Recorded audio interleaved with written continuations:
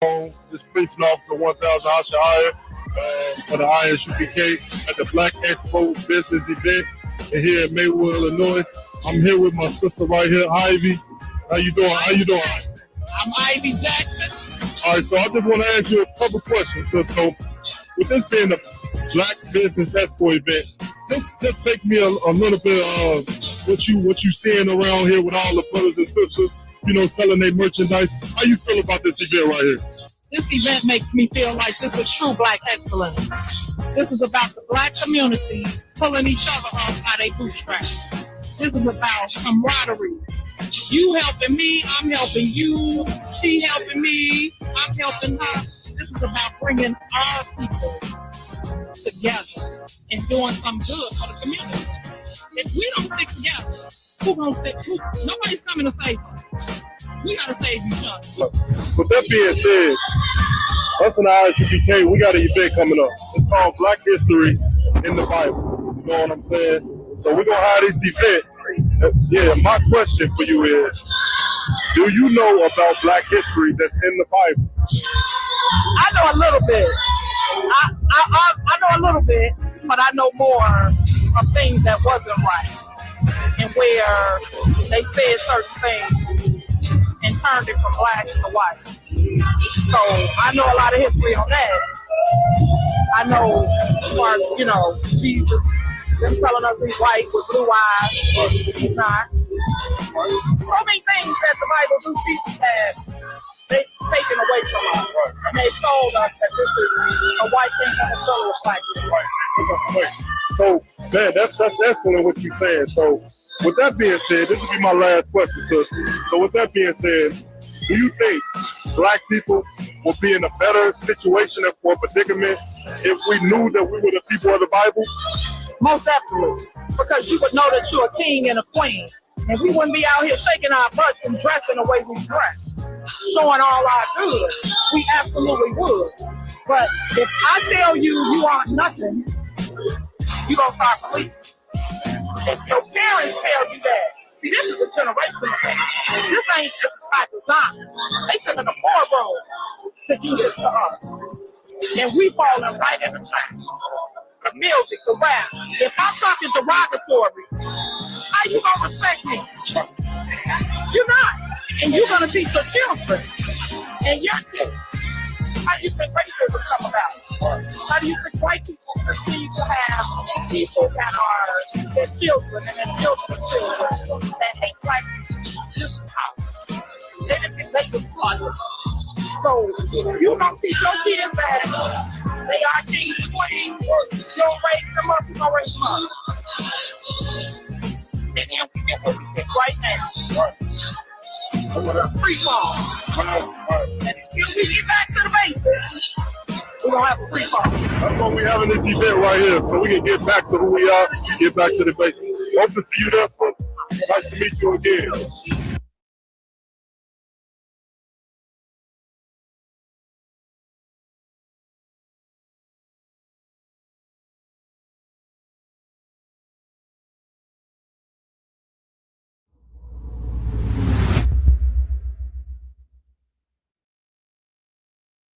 Shalom Israel, Roundtable of Truth interviews, you know what I'm saying? And today, got a very special interview, the water, if I could, General Muhammad, you know what I'm saying?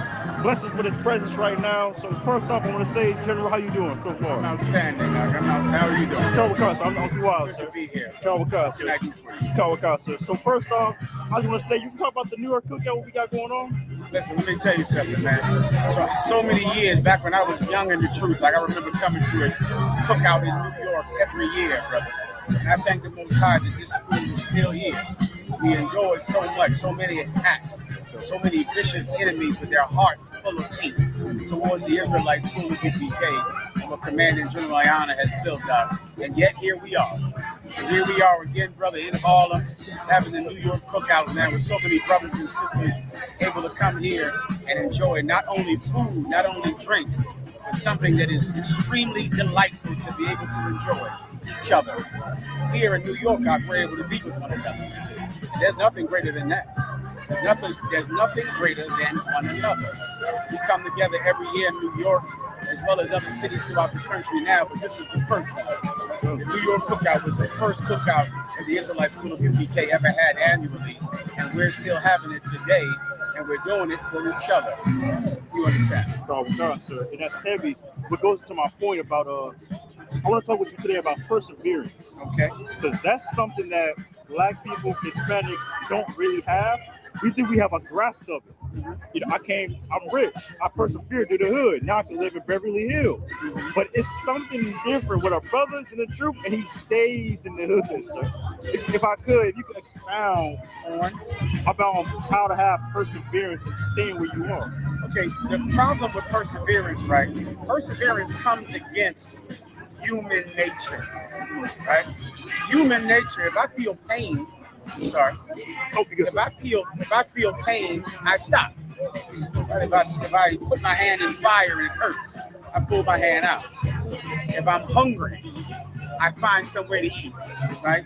To persevere, you have to continue in the thing that is hurting you. You have to keep doing it because you have to realize that there is great gain in the pain. So if I'm in Harlem, I get enough money, I'm leaving because of the pain of being in Harlem, the pain of being in Brooklyn, the pain of being in Mississippi, the pain of being in Alabama in Black and Hispanic neighborhoods. There's pain, suffering there. Well, the minute I can leave that suffering, I will, unless I realize there's a greater gain later. You understand? That's the key to perseverance. You forego temporary pleasure that is for today, and you trade that for pleasure that is tomorrow. And that's how anyone does anything. How do you get through college? You suffer. You go hungry. You work odd jobs so you can afford to pay books, knowing that I could just drop out, right? But I forego the temporary pleasure of dropping out for the day for the college degree to come later. How do you make it to the NBA, to the NFL? You become a champion in anything. I suffer for it. And to persevere, you have to suffer on it. And in One West, the Israelite School of UPK, under commanding General Yohanan, we are experts in suffering. We understand how to do it, and that's why we persevere. You understand? So that goes to my point, the truth. We're going through the pain now for the kingdom. You're telling the truth, though. That's how it works. But once again, you're fighting nature to do that. Nature says stop when it hurts. Stop when you get tired. Stop when there's pain. You start arguing with your wife, you break up. She's unhappy with you. She leaves you. Nature says to end pain. Nature doesn't care about pleasure in the future. Remember Esau in the Bible, our enemy, the so-called white man. He came in the house hungry, in his dwelling hungry from hunting. And he traded his birthright for food he could have now. Right now, today. He hated that birthright. Why? Because that birthright was something you got later. You understand? He wants meat in his stomach now, not something you got to get later. But we can't be like him, who's a pervert. We can't be like our oppressor. We're going to have to be better men. And in the Israelite School of UPK, we raise up better men. I pray you understand. Sir. And my next question also, it goes into it also about I see it as temporarily pain. Oh, yeah. Just going through your mom, the kids, your job. Right now, I'm in the truth. Right now, for as little time as I am, I understand, listen to the generals, captains, officers above me. Pain is something that's probably needed for us to go through. I mean, if you want to achieve something magnificent, you want to do something that is amazing, it cannot be done without suffering. That goes with anything. There's not a thing in this world that is worth doing, worth having, that can be attained without pain. There is not a thing. The kingdom of heaven is that thing. Kingdom of heaven, and when I say kingdom of heaven, a place where Blacks and Hispanics are in charge, where we rule the planet Earth. Well, how do we get it if we don't suffer? How do we get it if we don't endure pain? We won't. We won't get it without suffering.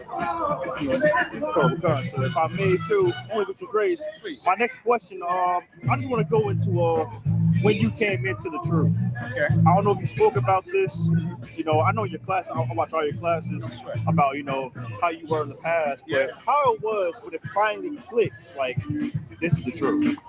When it finally clicked, that's okay. I went through a process, man, because I was in the world. I was just a terrible person. I was a horrible, cold, angry person when I was in the world. Like, I was very violent, very harmful to my community. And so it took a while for me to click. But I remember one day I thought the Lord was going to kill me. I thought he was going to kill me. I remember feeling like not only was he going to kill me, but that I deserved to die. That might have been the day that changed it, because there was plenty of times when I was in the past when I thought this person was going to shoot me, and I would just stay up all night and watch out my window through the blinds. I would go to his house and sit in a car outside of his house because I thought he was going to kill me. This how I would go to his neighborhood with all my friends and try to find him, thinking I need to get him first because he's going to get me. But this time, I didn't feel like I could defend myself because it was against God, and I can't hunt him down. That it was God trying to kill me. And I remember specifically thinking, I deserve it.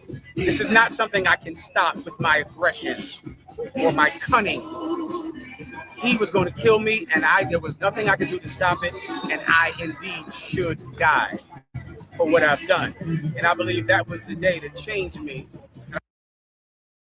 I wanted to become someone that did not deserve to die. I wanted to be somebody that deserved to live. And I kind of, from coming to class those few times and seeing the brothers at that time, I think I had been to no classes. I saw the camp on the street. I watched the camp for 2 years. I would just show up every week at camp thinking those are some great brothers, but they could never let me in that group. I thought they would never let me in. That's what I thought. I thought they were going to accept someone like me. For 2 years I did that. Then I remember that day when I thought I was going to die. Thought I deserved it, knew I deserved it, knew I couldn't defend myself, couldn't stop it, couldn't find him first, couldn't hunt him down before he gets me. And that day I remember thinking, I have to become someone that is worthy of being alive, someone that he needs. That was how it translated to my brain. Like anything, if you had a farmer, if you got a man that owns the land, what would make him let you work on his land? I'm a good farmer. I plow, I pick up the trash, I'm there every day. So he's not going to fire me because my employer needs me. And that is how it translated. Like, I'll just make myself necessary to God. I'll just always be around, always help, always show up. And in doing so, maybe he'll see that I have value and he won't put me in jail for 30 years. Or he won't kill me because I'll make myself valuable to God in my service. And that's what changed me. So, sir, my last question, only if I may, making yourself worthy for the Most High to have the kingdom of heaven. Mm-hmm. So, for the brothers who's watching, a lot of brothers who's outside the school that watch every day, what can you tell them? What can they do to make themselves worthy?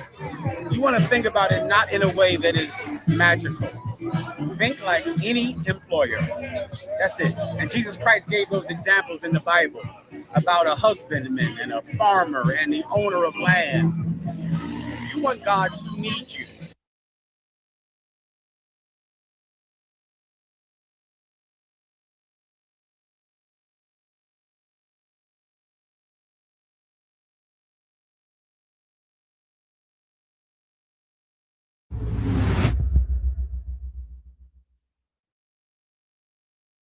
Hey, showing a little Christ Israel, you know what I'm saying? Roundtable, real truth, you know what I'm saying? And of course, today, I'm accompanied by Officer 5000 Kazakh Ahmad.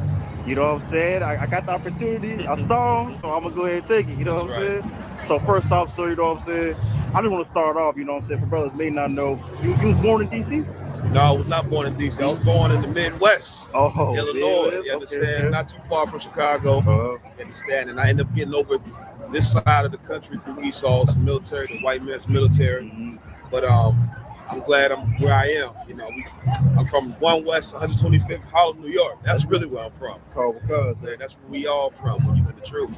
Because. So yeah, I just want to say, you know what I'm saying? You really a known face in Israel. No. You know what I'm saying?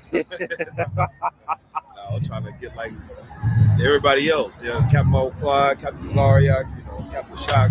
Them brothers been putting in work, so you know, I'm just trying to follow what I seen them do. Right, and that's to the point too. You know what I'm saying? It was, even though you was in Esau military doing a lot of work in there, how did it feel from transferring from a white man army to literally a black man army? Well, that's the question. United States. How would what Esau has going on in the army? I think they're playing army. They just white men with it's a large militia. Not an army. They white men with guns.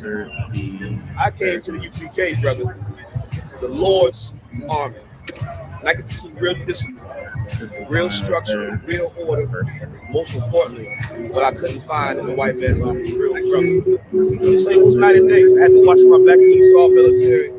I couldn't trust anybody I was around. The culture of it was real dysfunctional. You know, it's real dysfunctional, and he sent you a video. It's not meant for our people to be in. It's meant for Esau. Like, he thrives on those type of environments. Black and Hispanic men, we too sincere and too loyal to be in. I wonder why it looks so. It's probably because that's what.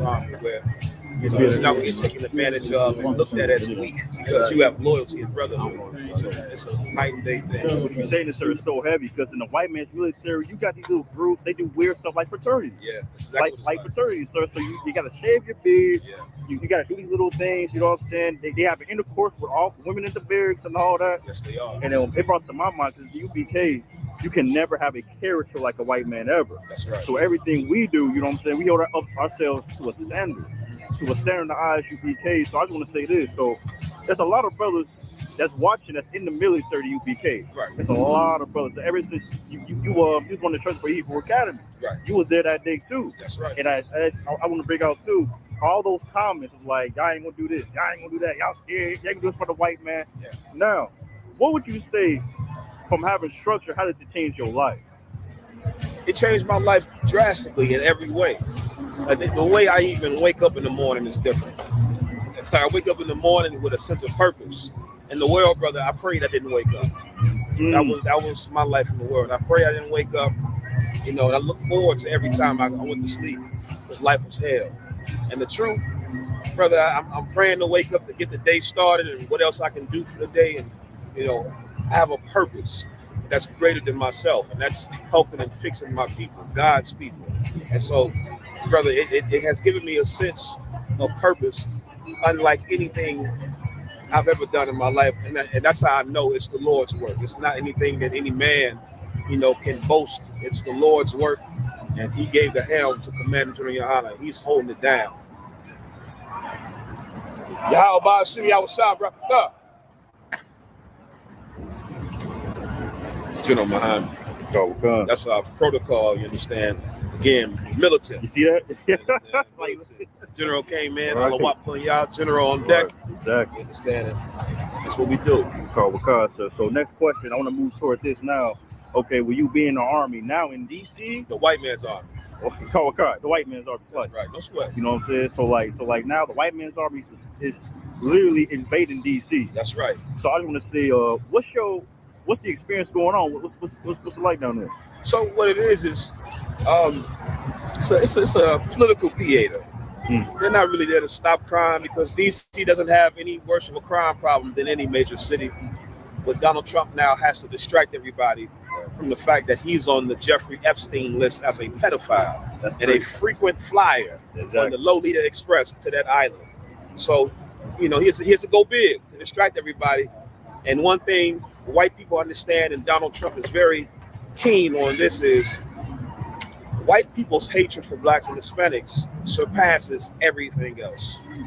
And so when all else fails, you know, let's blame the niggas. These niggas, look at the crime.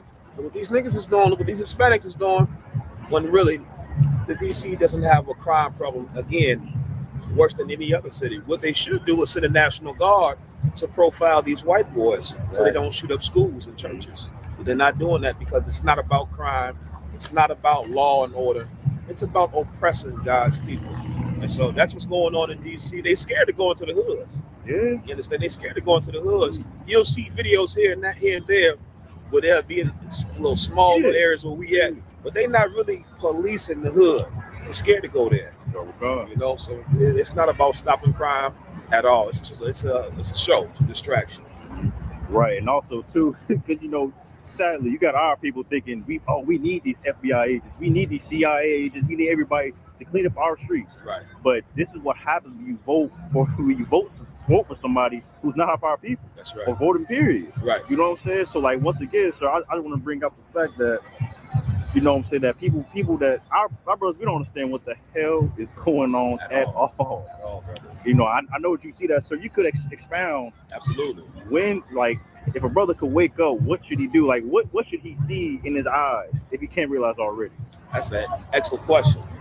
And to piggyback off of something you said, to the Uncle Toms and the stepping fetchers that believe we need the FBI and the ATF and the DEA in our community, you don't understand. Our community is full of crime because of the FBI, because of the DEA, because of the ATF. Okay. The United States government is the reason why there's crime in the Black and Hispanic community.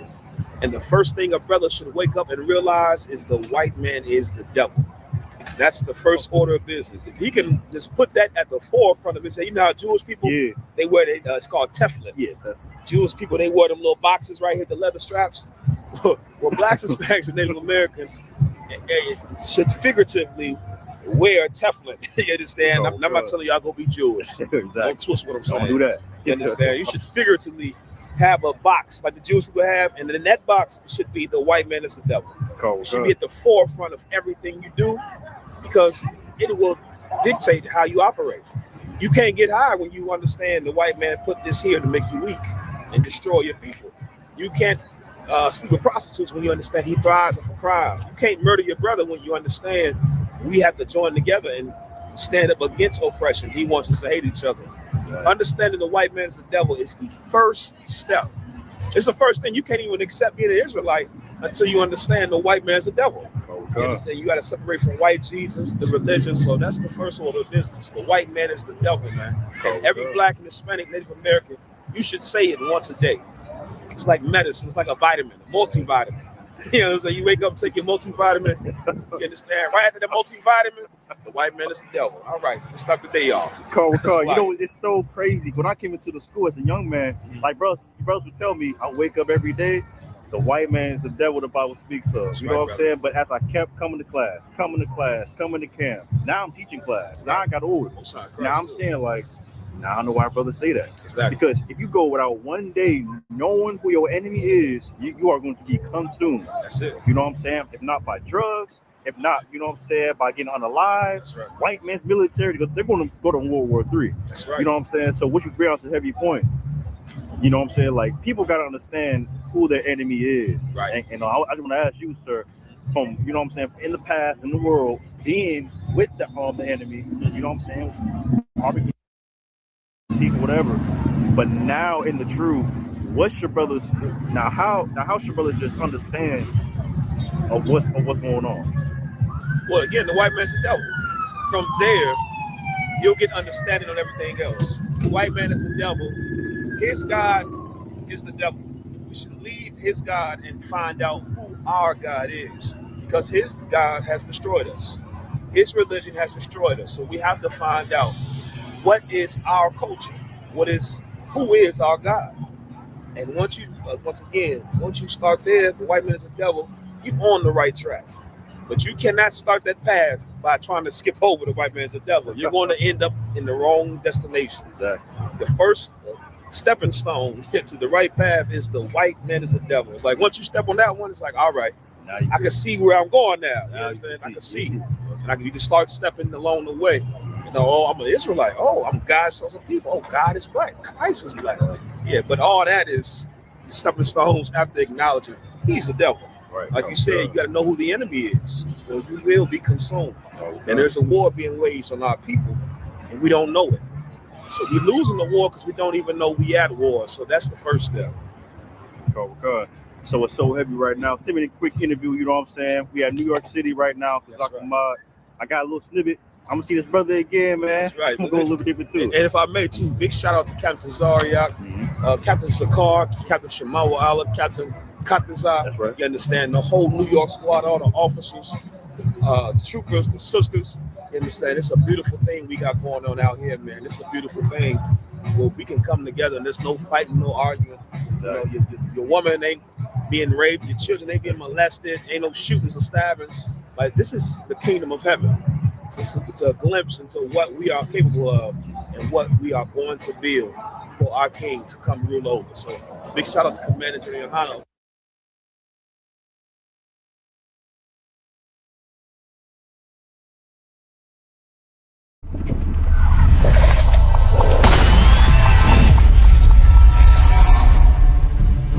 You're a black Marine or a black whatever in the white man's military, that make them want to kill you more.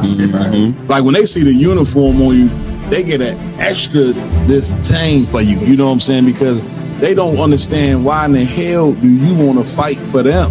Cared enough about your trials and tribulations, the things that you suffered through, and how to get out of that. That's your history. You don't need a white man to have no remembrances for it. Yeah, man, you chastise the child too hard, oh, you creating trauma. If you don't say nothing to the child, then you making them soft. That's it. You know what I'm saying? Like, it ain't no way for a black man to be right even when he is in the white people that's out there that want to help black and Hispanic people, the best thing you can do is just leave us the hell alone. They are all against you. They all want to destroy you. And the ultimate goal of all of them is to put you back into slavery and subjection.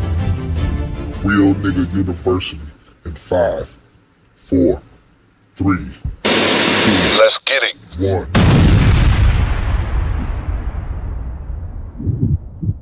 Man, let's do it. Let's do it. We back for another one. Roundtable of Truth, man. We about to get into it like always every Friday. I was gonna say 8 p.m., but Hasn't been 8 p.m. normally get started probably around 8:30. 8 somewhere between 8 and 8:30. We gonna be in the game. You understand? But nevertheless, man, like always, man, we about to do our thing. We welcome everyone joining in here tonight on the Round Table of Truth. That's right. You know, that was one hell of an intro that get played. You know what I'm saying? I know somebody, if you the first time tuning in, they probably saying to themselves, what the hell is this? Yeah, right. But with that being said, man, we want to give it up, you understand, to the God of blacks, Hispanics, and Native American Indians. That's right. Yahweh in the Hebrew. That's right. That's the proper way to say the Lord's name, Yahweh. Right. Not Yahweh, not Yaakov. What is it saying? Yahuwah. Yah. What else? Oh man, they even got some I can't even pronounce, Cap. Elohim. Elohim. Yeah, that's why it can't be nothing but one whole for the truth. All of that is just it don't even sound right. Right. It don't sound right because it ain't right, man. You want to learn the Lord's name, man. Come get in our Lashawan Daz class so you can be able to speak the holy tongue, man. You understand? With that being said, we also want to give it up to our King Yahweh Shah Mashiach. That's right. You understand? The King of blacks, Hispanics, and Native American Indians. Right. You understand? The people in whom Christ truly died for. That's right. Also, man, we got to give it up to the man with the plan, none other than Commanding General Yohana. That's right. Holding this truth down, you know what I'm saying, for a very long, since the 80s. Commander General Yohana been holding this thing down and trying to teach. Just think about that. None of us in here been in the truth since the 80s. And he been holding it down since that time. Now imagine holding that truth down and trying to teach blacks and Hispanics the truth. You see how hard it is now, because I won. They look at us like we got 3 heads when we say that we the real Jews. We the Israelites, and the people that's oppressing us is the devil. The devil, see, brother, that's where you lost me at right there. Everything that you said, because some black people do more evil than white man do to me. So you got to be able to explain that to me. Right. I'll explain it to you. You ready? I mean, you know what I'm saying? So for fighting for that long, you know what I'm saying? Commander Jenny Hunter is a champion of black people, man. Yeah, right. He's worthy of his honor. You know what I'm saying? So give it up for the general. Please get down. And the general, for some reason, he don't have revolutionary fatigue. That's a fact. That's a fact. Cat told us, man, I got revolutionary fatigue. I'm tired of this shit. Shit, based on how them gym shoes was tied, I could see the fatigue on it. God. But also, man, I got to give it up to my hosts that rock it out with me every week. To my right, we got Officer Lamakiala in the building. If you need something organized, he is the man that's gonna get the job done. Guaranteed. That's a fact. He's gonna get it done. You understand? Also, I got to give it up to my left. We got Officer Yara down in the building. Right. Pushing out the Flyers gear. You know what I'm saying? In the whole UPK, I don't know. You might have a few brothers. I might say, slow down. Yeah, we got some hardcore. We know y'all down in the man's and all. We pushing out gear as well. We would like to get some sales and pass over to. You know what I mean? Yeah, I was just joking. You know what I'm saying? But the brother's making some hellified t-shirts, and I believe you got some new additions coming out doing Passover, correct? That was new joint. So man, just check us out. You know what I'm saying? Diverse City Mall. Damn right. You understand? Also in the building and with us tonight, head of security, make sure that we're safe and everything is in line in that manner. We got Officer Iowa Lumberbar in the building. Right. Then we got a brother running the Sabbath service, you know what I'm saying, doing what he do. Just took over the High Holy Days as well. You understand? We got Officer 1000 Mayad in the building. The brothers on the ones and twos, man, doing what they do, making sure this show operate, you know what I'm saying, at a top tier level. We got Officer Rubberwan in the building, right? And his right-hand man on the tech team, none other than Raj Karab. Raj Karab, man, he got a heavy job, man. He got to deal with me, you know what I'm saying? Not just in the work of the Lord, he got to deal with me at the slave on top of the work of the Lord. Hey. Get me right on it, Raj. You hear that voice guy? You understand? Every now and then I place my order with him on the Chick-fil-A. He a Chick-fil-A to death. Yeah. Get me right on it. Also in the building, we got Officer Kazawan. That's right. Officer Mariah Island. Man, the brothers in here, you know what I'm saying, putting in the work, getting prepared, you know what I'm saying. We having a Black History event tomorrow here at the school, 9909 Roosevelt Road, Westchester, Illinois. Please come on out. Iowa Lum, you want to expound on that a little more, what's going on tomorrow? Yeah, come on, concert. We got a Black History Month event tomorrow. The Bible is Black history. Of course, a lot of people not too hip on the Black history in the Bible. That's it. So tomorrow is an excellent opportunity to learn something, to learn true Black history. Tomorrow we got open house from 12 p.m. to 3. That's it. We're going to have food and drinks provided. You come see some of the archaeology we got. Q&A session, ask your questions. We got books and history, a lot of things for the people to check out. Damn right. And then right after that, we're going to have a class taught by Officer 5000 Ra'am. Give it up. Give it up. Yeah, right. That class will be taught from 3 p.m. to 5 p.m. So it's going on tomorrow. Damn right, man. Come on through. You know what I'm saying? This event is free of charge. If you're in Chicago, you're in the Chicago area, come on through. Free event, free food. Come learn the truth. That's you know right. What I'm saying? Come learn the truth, man. Let's do our thing. So what's new, Hakeem, and what's going on out here? Talk to me. Salaki, sir. If I could. Please. You got KD, you know what I'm saying, coming out. He made a big statement, you know what I'm saying, about, you know what I'm saying, the criticism that, you know what I'm saying, the Black athletes. Do we have a video on that, or do we have an actual quote? We got the video. We have, I believe it's a video. It's a video. Yeah, come. It's pen. We just want to jump that to the forefront. Yeah. Put that first, then I guess. Yeah, now we break it down, y'all, down on what happened with KD. The final one.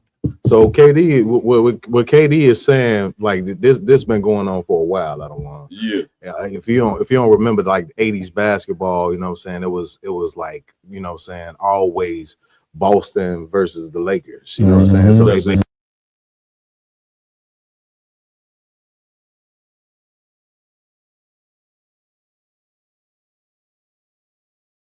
you have these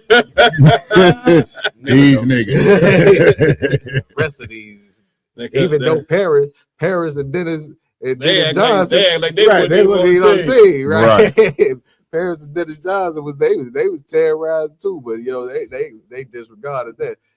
They play the right way, they pass and this and that, and then you got Magic up there, you know what I'm saying, turning his head, doing no look passes and stuff like that, Showtime and all that. You know what I'm saying, like, you know, criticizing the black players, saying that they ain't playing the game the right way, ain't moving in the right direction. So what KD took offense is that they doing the same thing now with the European players. Like the European players is doing basketball the right way, and they you know what I'm saying, they structured and they learning the game the right way. That's it. And the rest of them don't know what they doing. And let me break. Well, let's get it before I go into my tyrant. Hey, Cap, they don't know. Like this your this year I was in that world. I was in that sports world. You where we at? Because we gonna KD on other they're gonna other countries catching up to Team USA. And he said, quote, "I just don't like the talk around the USA versus European style of how you approach the game. All I hear is AAU is destroying the game. The Euros do it right while the Americans do it wrong." It's a lot of bull, fill in the blank with that. I can read between the lines on that. It's a shot at Black Americans. We're controlling the sport. They're tired of us controlling the sport. France is coming for you, really? We smacked them boys. End quote. Stephen A. agreed with Kevin Durant and what he had to say. And now I ask you, how do you feel about what his thoughts are? So I've been waiting because I was gonna jump on KD the other day, sure. And you know, then I got a chance to watch Straight Shooter on your show, which is a great show, by the way. You know, great show. And I heard you pontificate on it, and I have to firmly push back. And there are some things more so in the KD. Man, you stop it right there. Now I don't know what their opinions finna be, but here's what I can tell the listening on it. You looking at two Uncle Toms right here. Let's just clear the air on that. Right. Now they might speak for it or get, I don't know, but I just want to clear the air. Let everybody know these are two Uncle Tom niggas sitting up there on this boat. Okay, go ahead. Vote for the lesser of two times. Because I felt like we were having different arguments, right? The first argument was about AAU basketball, which is a completely different argument than the Black American thing. I think whenever you bring race into something like this, it hijacks the conversation and takes away from the initial point, right? So to me, frankly, it felt like a little bit like a racist victimhood mentality, frankly, and it concerned me a tad, right? Because I think critiquing a development system is not critiquing a race. And we're talking about development systems for Americans. It's so AAU, which has been monopolized by shoe companies and by handlers. I don't know if I'm gonna be able to. I can't take no more. You know what I'm saying? Like, okay, if black men are dominating the sport, which we have been for a very long time. So when if they criticize an AAU and if they criticize an American basketball, who in the hell do you think they criticize? You see what I'm saying? Because if it was a bunch of white boys playing, it wouldn't be no criticism. That's right. Once again, you know what I'm saying, black people, you are continuing to. KD just finding out himself. You know what I'm saying? What world we all are living in. You get what I'm saying? Like, again, these people don't need a reason to hate you. You get my point? Your very style, they don't like Jared Dahmer was bringing out. They didn't like the way the Magic was throwing no-look passes. They don't like the way you walk. They don't like the way you shoot, the way you shoot. They just don't like you. Right. You get my point? This is the reason why you can't try to fit in with this whole gumbo pot of us being together. Just would never ever work. And what he do, get up on the mic. This is, see, when you make it a racist thing, and this is the problem with our people right here. You see what I'm saying? When you got guys like that he's sitting up there with that position, and he want to go up there on the mic and appease, you know what I'm saying, the people, you know what I'm saying, who are being racist against us. And most of the criticism is coming from America. Right. The criticism ain't coming from outside of the world. This is America criticizing. This is America, you know what I'm saying, that's big up in the European players. Because majority of the European players that come over is white. Damn right, sir. You see what I'm saying? This ain't Europe that's saying AAU is wrong or the United States the way they play. This is your own so-called country that's criticized. Well, we don't like the way that they play. It's just that they don't like you. Right. They don't like your nigga behind, man. That's the bottom line of all of this right here. You know what I'm saying? Go ahead, play the tape, Bob.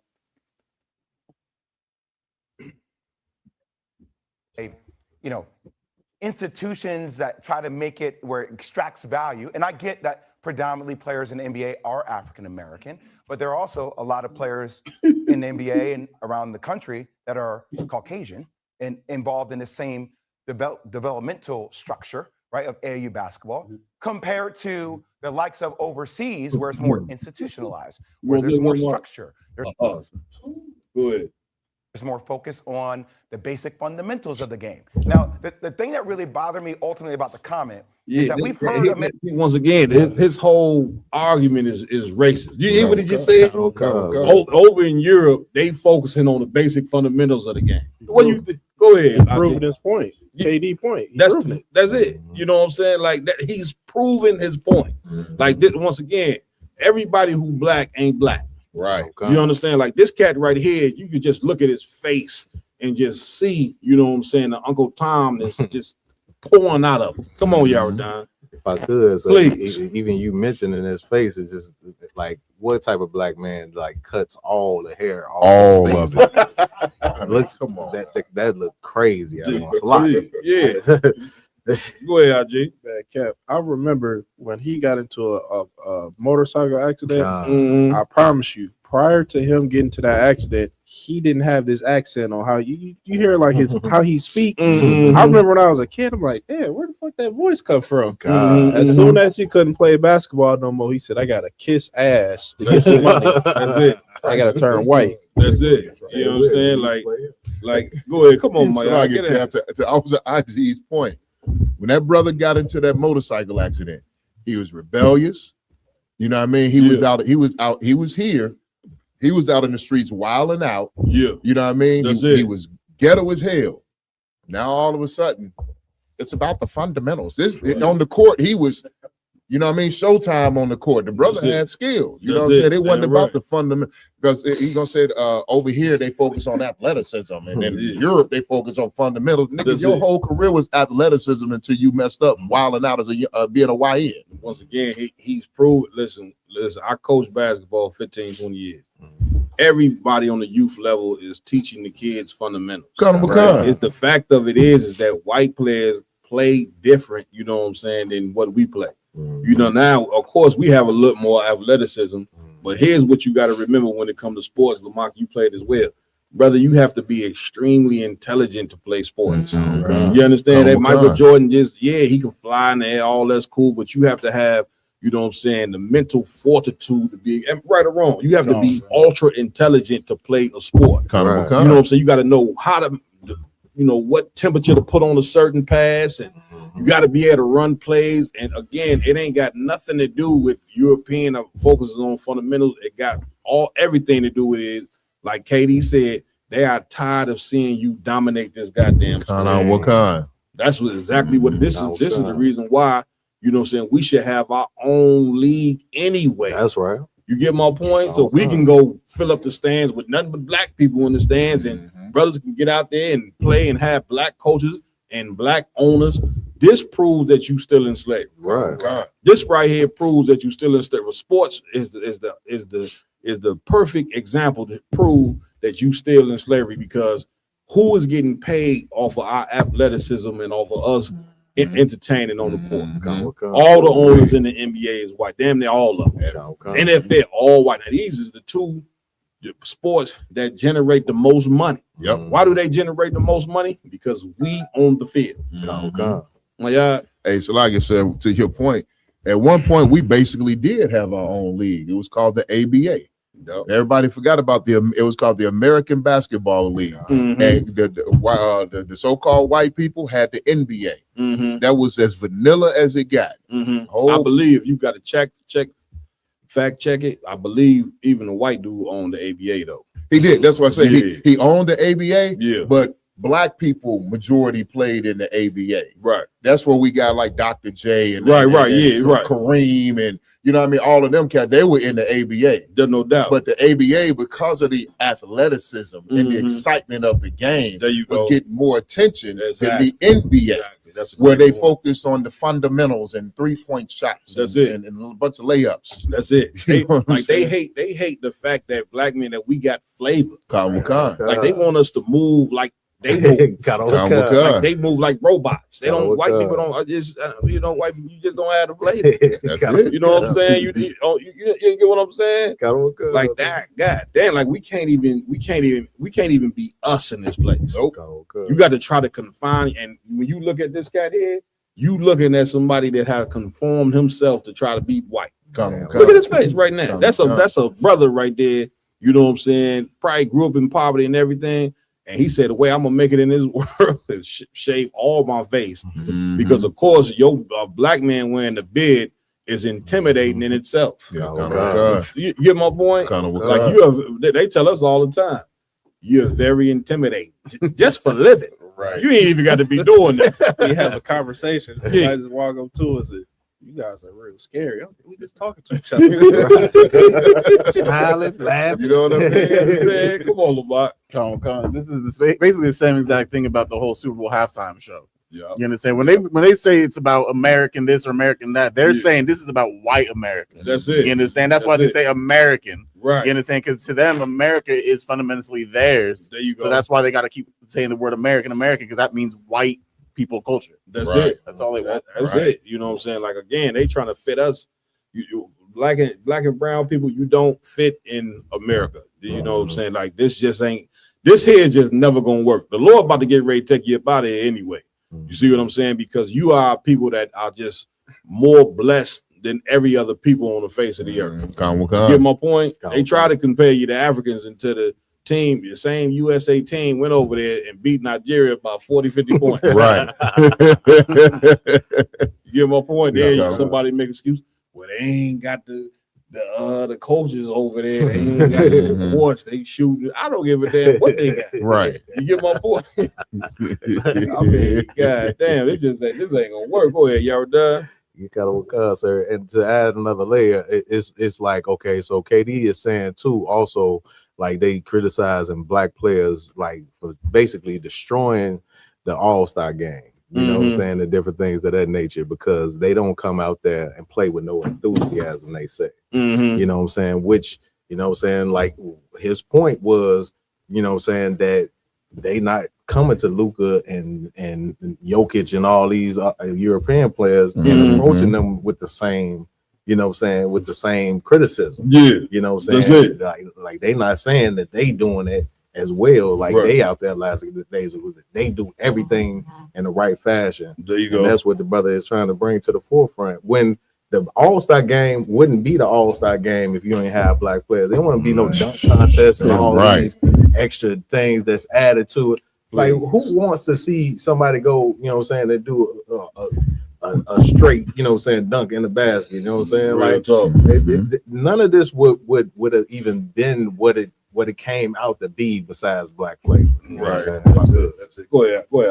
Kind of yard down point, sir. They trying to like give Luka the torch to be like the next face of the NBA. Like, don't get me wrong, the white boy got skill, but he's so fucking boring to watch. I cannot watch him play basketball. And can't play a lick of defense. None. You got to remember, even the NBA itself, they conformed it so the European players could be able to compete. Because now it's the whole rule where you can't. It's the freedom of movement. You know what I'm saying? Before, the game was much physical, and when it was physical, you know what I'm saying, these white boys couldn't handle it. So now they got to make it so we got to make it so the European players can even compete. So now you can't hand check, now you can't pump on the screen when people rolling through, all because these cats can play. You see, you know what I'm saying? Like this is insane.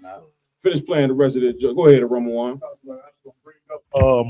what a brother Shabayala, I got my head. Shabayala put on in the comments.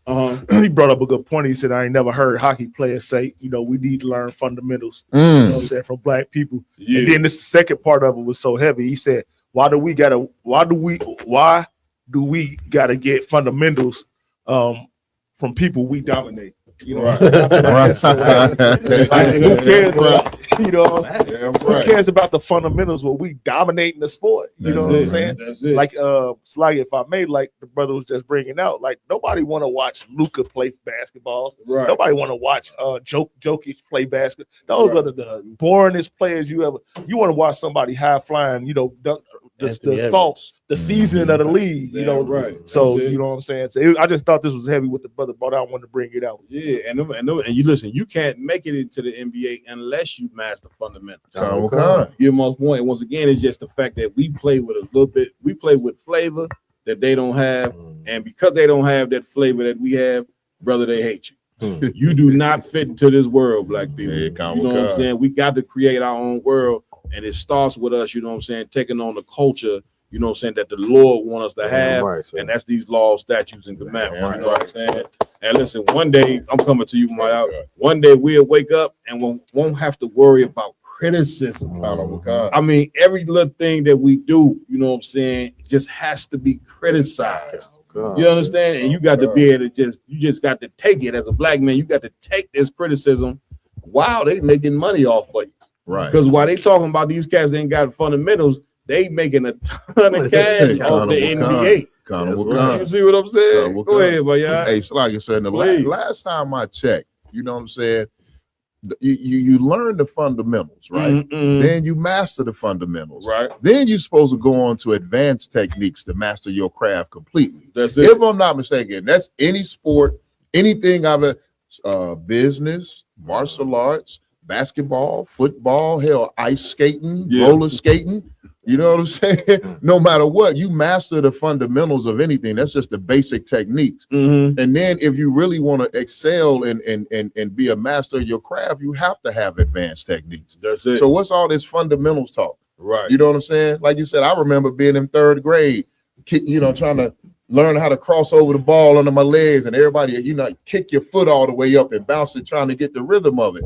So you mean to tell me they want professional NBA players to play like a bunch of third graders? Right. You know what I'm saying? Right. Or do you want them to get out there and show you why the NBA is the greatest basketball association in the world? You know what I'm saying? We got them the best athletes in the world, and why it's one of the most entertaining games out there. That's it. Right. Brother just brought up hockey. I don't know if y'all brothers knew this or not, but did you know that it was black people that started hockey in Canada? It was some brothers in Canada that actually started hockey. Damn. And you look at hockey, the sport is 99.6% white. You know what I'm saying? But you are the brothers in Canada. You know, black men in Canada is the one that started hockey. Go ahead, y'all done. Hey, just to piggyback on your point, I don't want, and hockey has been in trouble for the last couple of years because of nobody watches. Right. Nobody watching hockey like you know what I'm saying, like it was built up to be. That's it. But people are tuning into the NBA. Yeah. The NBA had that issue. But don't skip this part unless you walk into that part. No, go ahead, sir. Why they ain't watching hockey? This is what we got to be able to. Why is it that nobody watches hockey? Y'all done? You got the answer on that? If I could, please. Because they don't have God's chosen people in their sport. You know what I'm saying? Right.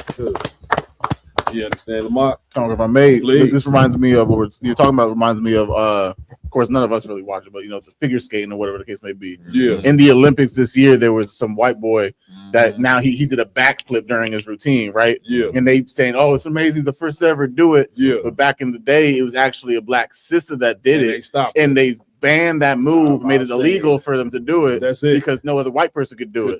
They just made it legal 2 years ago, and now he's the first one ever to do it. There you go. You get my point? Like they have to change the laws or change the rules so they can get into the game. That's it. Listen, so I'd like to tell the hockey National Hockey League, you know what I'm saying? If y'all want to get y'all sport together, you know what I'm saying, start letting us play. And listen, you will see everybody will start tuning in. You know what I'm saying? Right. Nobody watches the hockey because nobody wants to see a bunch of white boys skating up and down the goddamn joint. You understand? I'm gonna tell you something. I went to a school that was half black, half white, and the white boys that went to the school, they played hockey. You know what I'm saying? Now we didn't play it because the sport was so expensive to play. Right. This is where the racism kicks in. You know what I'm saying? Because the equipment was just so expensive. All of us was poor and black. Right. So we couldn't afford. They know how to, you know what I'm saying, dilute you out of a sport when they don't want to. But the interesting fact is we used to play floor hockey though, right?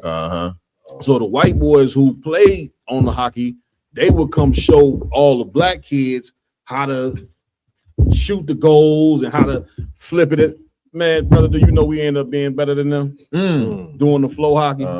You know what I'm saying? They trying to hit and go. We so more powerful and strong that you could see them getting mad that we was better than them at floor hockey than they were. Right. And after they taught us how to do the shit. Right.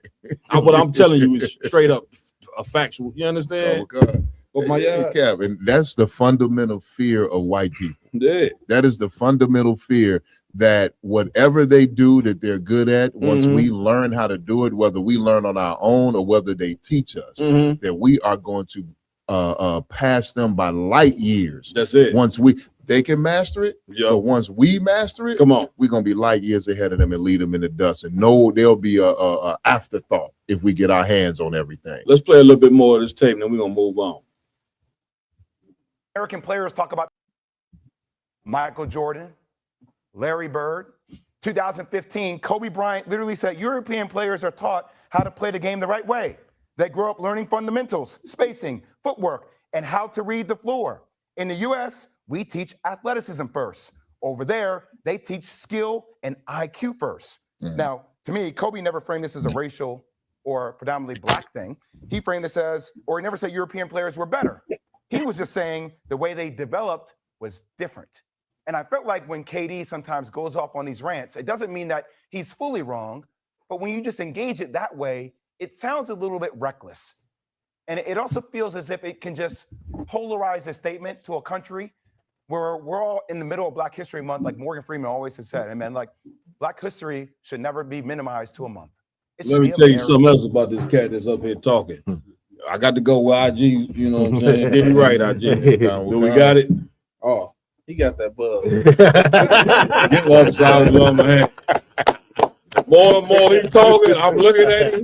Like, this ain't just no Uncle Tom up here. This cat here, you know what I'm saying, is got some sugar in his tank as well. It just show you, you know what I'm saying, it's always synonymous with these Uncle Toms, you know what I'm saying, to where they love the white people's raws and they got sugar in their tank on top of being a Tom.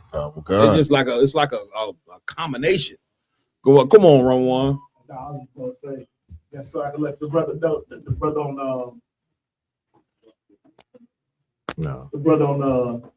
the comments, his name Yosef Da'ak, but he said this probably about at 8:54, so it was about 30 minutes ago. He said got a little sugar in his tank, Salaki.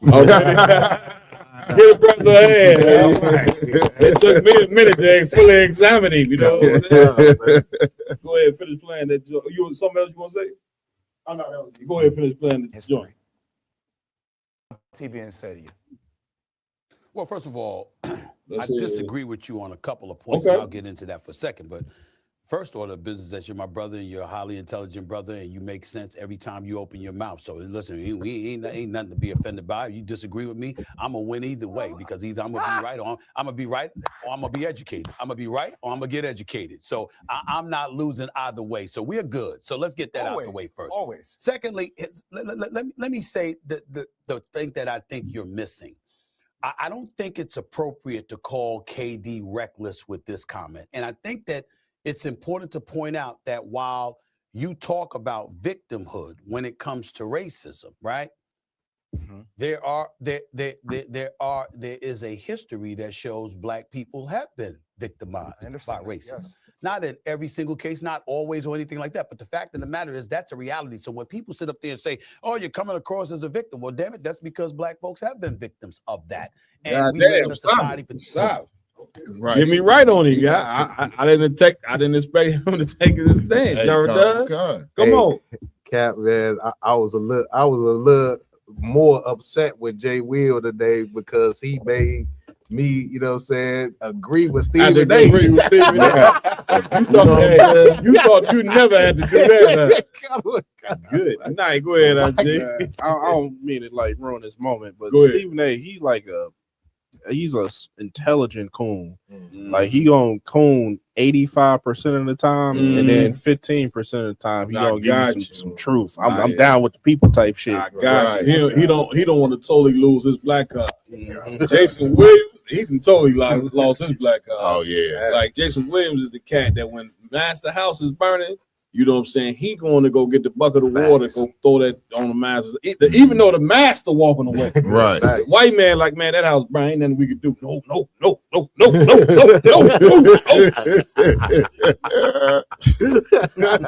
Master looking at him like, look at this good pet here. You know what I'm saying? He's so excellent.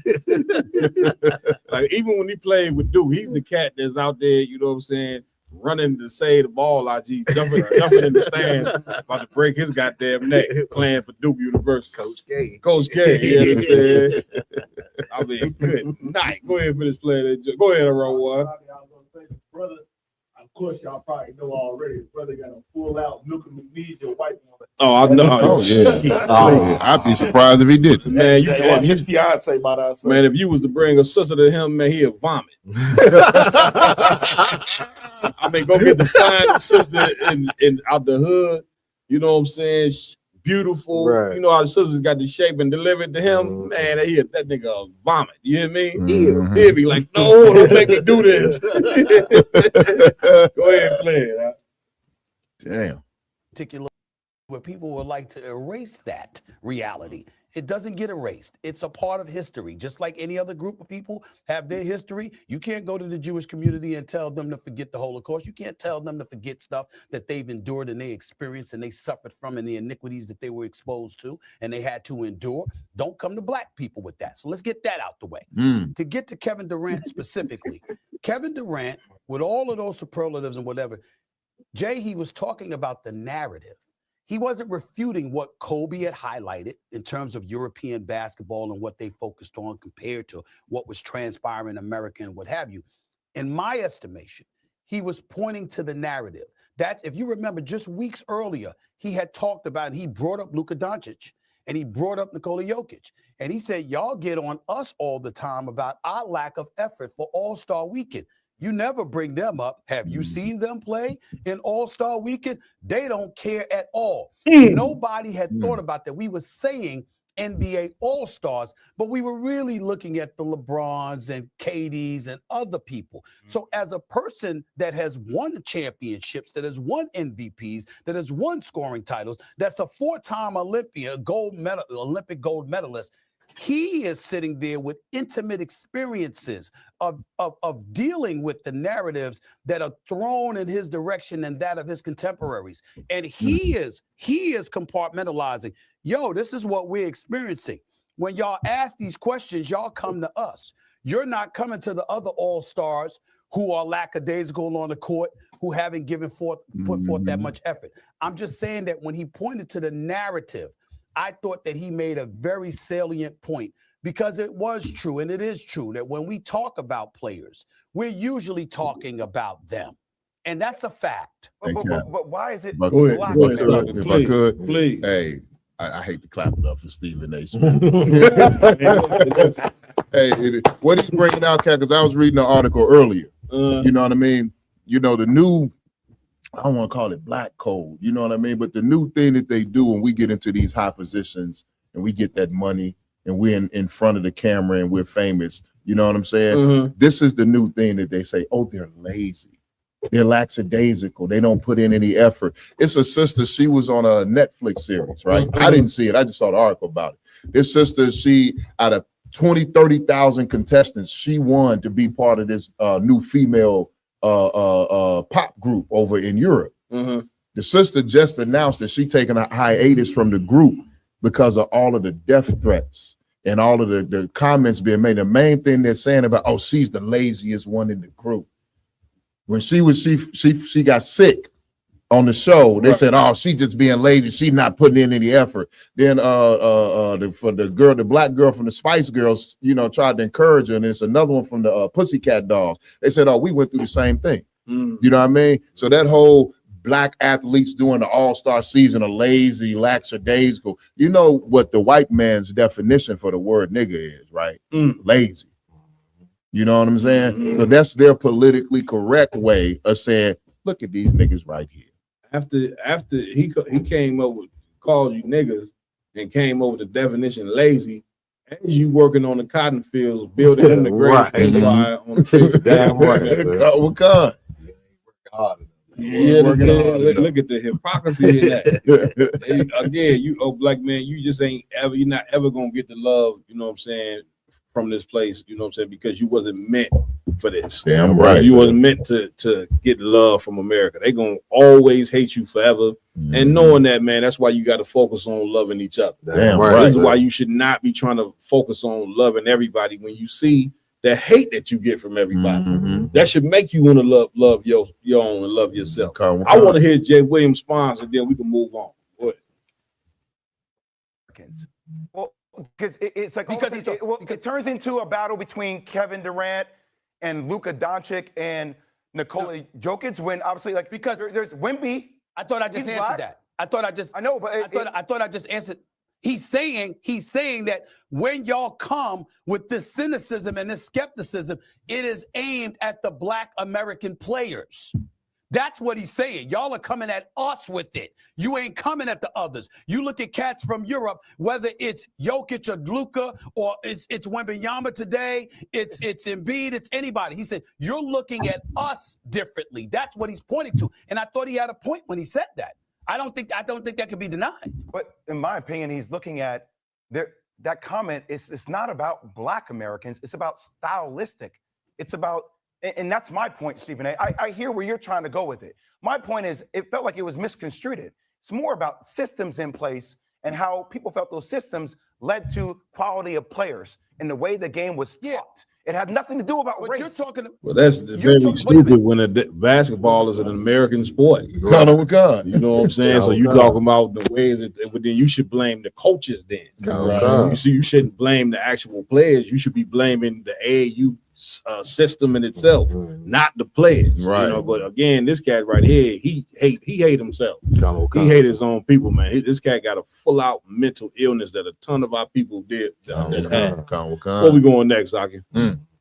Next up, we got a video with some timestamps about Tucker confronting Mike Huckabee on America's toxic relationship with Israel.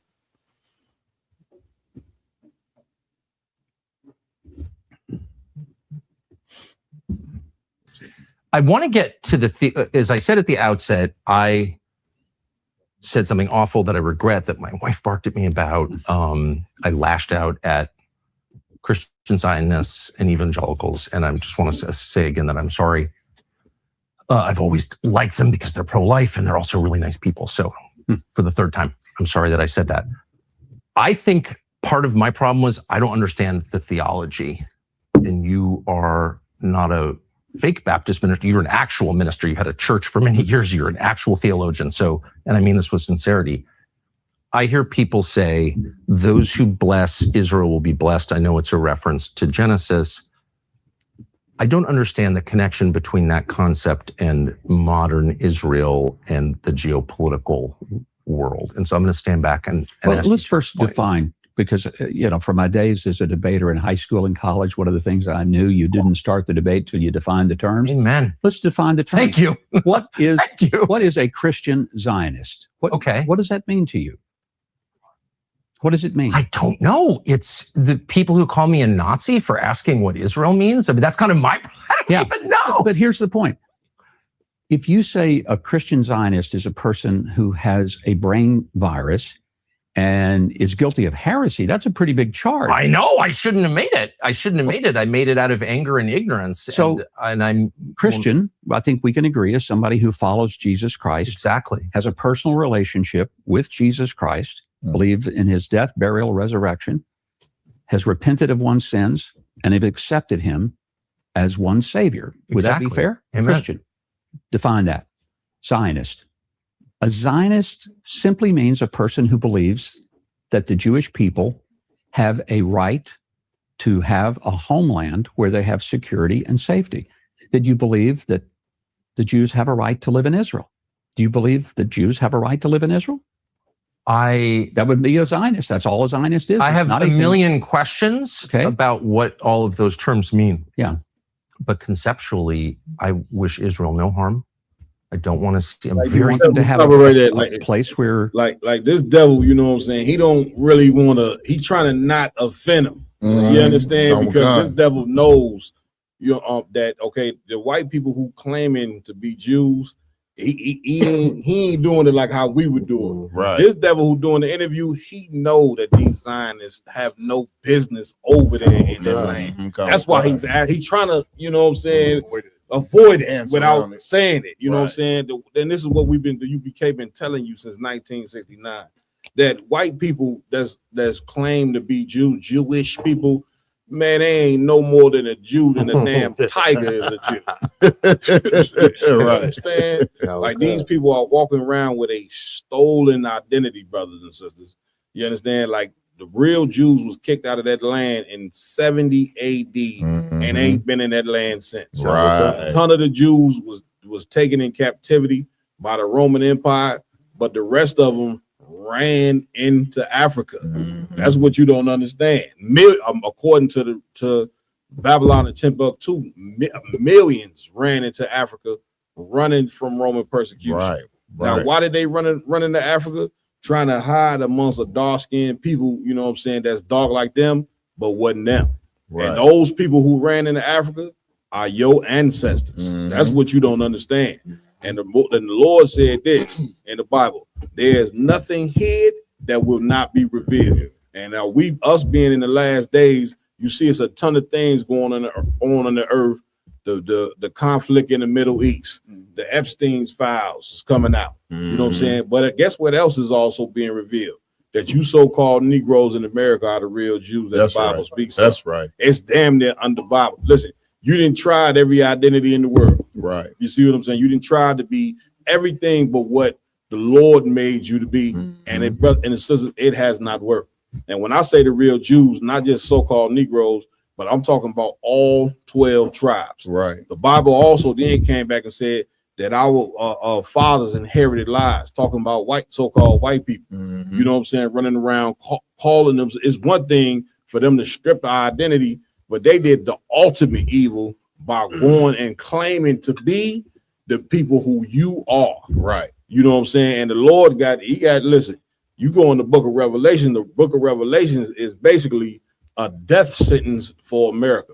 It's also a death sentence for white people. It's like a judge reading out judgment all through the book of Revelations. Right. And in that book is, if we can get it, you know what I'm saying, Revelations 2:9 and 3:9. We'll pull it in a second.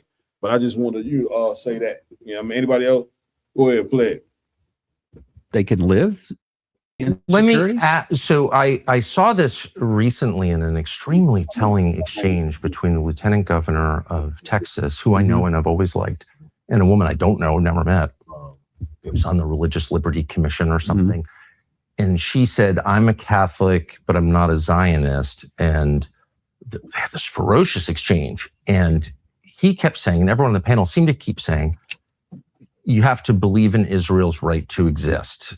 I've never kind of questioned, just for the record, but it did raise two questions I think are really important, and I hope you'll answer them. One is, where does that right come from?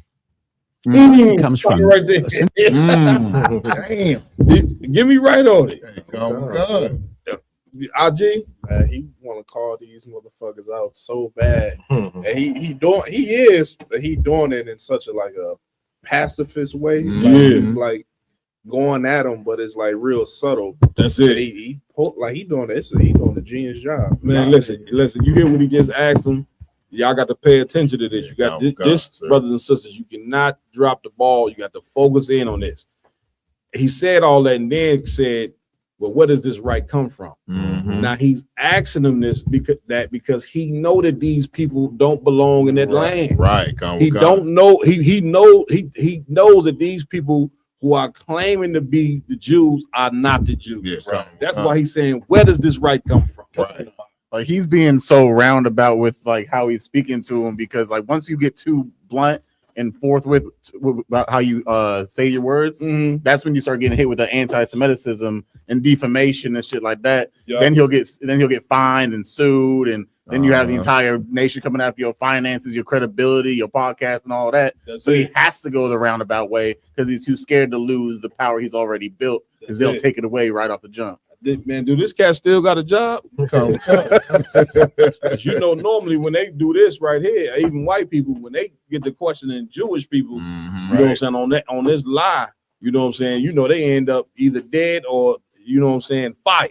Y'all done? If I could, sir, that's the thing, you know what I'm saying? Like he was formerly employed by Fox, but now it's kind of changing shifts with the, you know what I'm saying, with the internet and different things like that, and people were able to, you know, build their own following and different things of that nature. Now this cat is building his own following, and now things like this, you know what I'm saying, benefits him. You know I got you. That's the power of social media to where damn near you don't need the backing of CNN and Fox and none of that. You start your own, you know what I'm saying, goddamn thing on social media, but they even run social media too. God. Man, go ahead, finish playing that thing, man. Actually, you could say it comes from the Bible. I would say that it does. But it comes also from a long iteration of historical precedents going to the Balfour Declaration of 1917. It comes from the League of Nations 1927. It comes from the United Nations 1947, the Declaration of Independence of the Israel State in May of 1948. They were immediately attacked. They won the war. They were attacked again in 1956. They won the war. They were attacked again in 1967 by 5 countries. They won the war. They were attacked again in 1973 in the Yom Kippur War. They won the war. The point is, does Israel have a right to exist? They also had wars in 1982 in Lebanon. They've had the intifadas, 2 of those. They've had Lebanon again in 06. I was there. No, I'm very familiar with the modern history of the state. Okay. Pretty familiar, I think. And I've been But here. a Zionist simply means somebody who believes that Israel has a right to exist. Now, the question is, do you believe Israel has a right to exist? I guess. I mean, I want You Israel guess? to exist. Well, no, but I want to know what that means. So, like, do other countries have a right to exist? Well, they do exist. Do they have a right to exist? You keep saying Israel has a right to exist. And I want to know what other countries They have have a right. legal right, because every international body in the last 100 years has said the Jewish people have a right I to understand. their You explained indigenous it, but homeland. my question So that's a is- legal right. One thing he keep talking about this legal right, Right. He talking about all these different legislations who sign this, letter, sign that. But here's the part that he missing: God didn't give you the right to get that land. God, See what I'm saying? God. That's the part that we don't understand, because the Lord didn't give Jewish people the right to that land. That's why the Most High is walking the entire earth into the Third World War. This is what they don't understand, because they own a land that do not belong to them. That's right. That's They right. walking on holy land. That land belongs to you so-called Negroes, Hispanics, and Native American Indians. Damn right. Of course, you do not know that because you've been terrorized from your history. Like this Black History Month, you know what I'm saying? And again, they don't show you the history, you know what I'm saying, of who you are beyond your existence in America, which is extra evil, which is why we even came up with the Black History event. Big shout out to Officer Rhyme and Iowa alum, because what we gonna show you here tomorrow, you know what I'm saying, is that your history is a history, you know what I'm saying. Black history started before our existence here in America. Damn right. And where did Black history start? In the one place that you think that we don't have nothing to do, and that's the Holy Bible. That's right. Like the whole time we sitting around here so brainwashed because of the Christian church and the Muslim mosque, you know what I'm saying, thinking that the Bible is a white man's book. When I came into the truth, man, and they showed me all the color scriptures that everybody, and then showed me the word niggas in the Bible. Brother, I couldn't believe it. Yeah, because I say, how in the hell have this Bible been sitting in my grandmother's house, been sitting in my house, sitting in your house, sitting in everybody's house, and black people don't know that this book that been sitting in your house is your history book about you and your people. Right. God, sir. We've been doing. Hey, God, sir. Come on, my guy. Hey, you know what that old white man saying is? You want to hide something from a nigga? Yeah. Put it in a book. That's it. You know what I mean? That's so why it. not put the #1 best-selling greatest book on earth to hide the truth about your black identity? Damn right. You know what I'm saying? That's it. And whitewash the absolute hell out of it. That's it. Even this devil right here, Cap, people gonna argue about what he said. He started off, he said, well, I would say he was up there nervous, stumbling over his words and all that, because he know that damn him and the Jewish people ain't got a right to that land. And to go to show you that they don't have a right to the land. Look at what the hell they over there doing. You understand? Like the Lord's people, you know what I'm saying? The Lord, not one time have the Lord said, kill people unrighteously. Right. Now Israel didn't went through some war. You go in that Bible, but these wars was wars that Israel ain't had no choice to fight. They've been implanted in that land. Basically, they all of them from Eastern Europe. They was given that land, you know what I'm saying, by the United Nations and a ton of other empires. They gave them that land, and now like he bringing out, they feel as though they got a right to the entire Middle East. Right. You give up, boy. Like once we ran out of that land, and here's what you don't know: geography. That whole land belonged to blacks, Hispanics, and Native American Indians. That you want to know where we from? That's where we from. Not Africa. We from the middle. We are Eastern people. That's our land right there. Right. You see what I'm saying? And so when we left that land, other nations came and took over. You see what I'm saying? Somebody giving me they have parted my land. See what I'm saying? Now, a ton of them Arabs came and took over the land because we was no longer in the land. You understand? Go ahead, Maya. You were saying something. Hey, I was gonna say, Cap, if you peep at the very beginning when he started off, he tried to say that, well, the right comes from the Bible and God, right? He said, I would say probably. But then he went on to state about all the Belfort Act, the 1920 and the 1917 and the 1948 and the 1947. That's it. He gave more authority to the white man, giving them the right to be over there than God. Because he named, I would probably say the Bible, but then I would say the Belfort Act, this, that, all the things that Esau gave them. You know what I mean? They know that they did not get the right from the Most High to be in that land. They got the right from their goddamn self. And you notice all them acts was in the 1900s, right? And they wrote all them things in place because they know that the real Jews was over here in North America in slavery. Right. You see what I'm saying? They know you wasn't in the land no more. So now they can write the Belfort Act and every other act because you here over in North America in slavery without no clue that you the real Jew. Right. You ain't got a clue. You over here calling yourself we colored. When the Belfort Act was around, you was calling yourself colored. Or Negro. You definitely wasn't, you know what I'm saying, calling yourself the identity of what you are. You was calling yourself a color, brothers and sisters. A color is not a nationality. Do you even realize that and understand that? Like it's 2026 with all the education in the world. It's so many of us that are completely clueless of what our identity is. You understand where we at with it? If go ahead, I'll just real fast. It seemed like, the devil, he said Israel got the right to exist. It seemed like the cat, he can put him in a box and walk him down. I want to say he can ask him, Palestine got the right to exist. That's what it sounded like real talk. I want to see what he say. He went there. Are we playing some more now? Yeah, come on. Go ahead, play the tape, Rod. Do they have a biblical right? I would say that yes, but you might say they don't. I don't know. I'm actually sincerely interested in finding out what you mean by a biblical right. But first, to the legal right, does any other country on the planet have the same right that Israel has to exist? Well, you could say, does Jordan have a right to exist? when it was Transjordan and the Brits came and divided up the Middle East, and they gave some land to Jordanians, and they gave some land to the Saudis, and they gave some land to various Middle Eastern countries, and it was all carved up.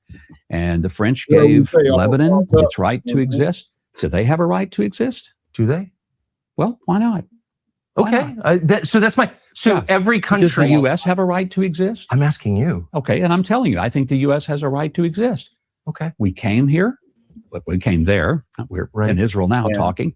But does the U.S. have a right to exist? Does anyone question whether we have a right to exist? I don't. Yeah, but I, of course, I'm for America. You know, good for you. But so every current country on the map has the same right to exist that Israel has. Is that what you're saying? I think what we're saying is that when a country has established itself, Please. and Go ahead. He's fighting so hard. Okay, he said he liked America. He said America got the right to exist. Yep. He's not going to come out and say that Palestine or any other brown country has the right to exist, but he's going to say America and Britain, and this is a devil. This is a pure devil. That's it. That's it. Go ahead, finish playing. Is following international law. It has been deemed by numerous bodies that it is indigenous to its homeland, as Israel is. This is its homeland. It goes back 3,800 years to the time of Abraham. It's not that Stop it right there. Go ahead, y'all down. So this cat just said that it goes back 3,800 years. Now, this is one point that you really got to key in on. Come on, because this is where the brother. I was calling him a brother because of the angle he taking.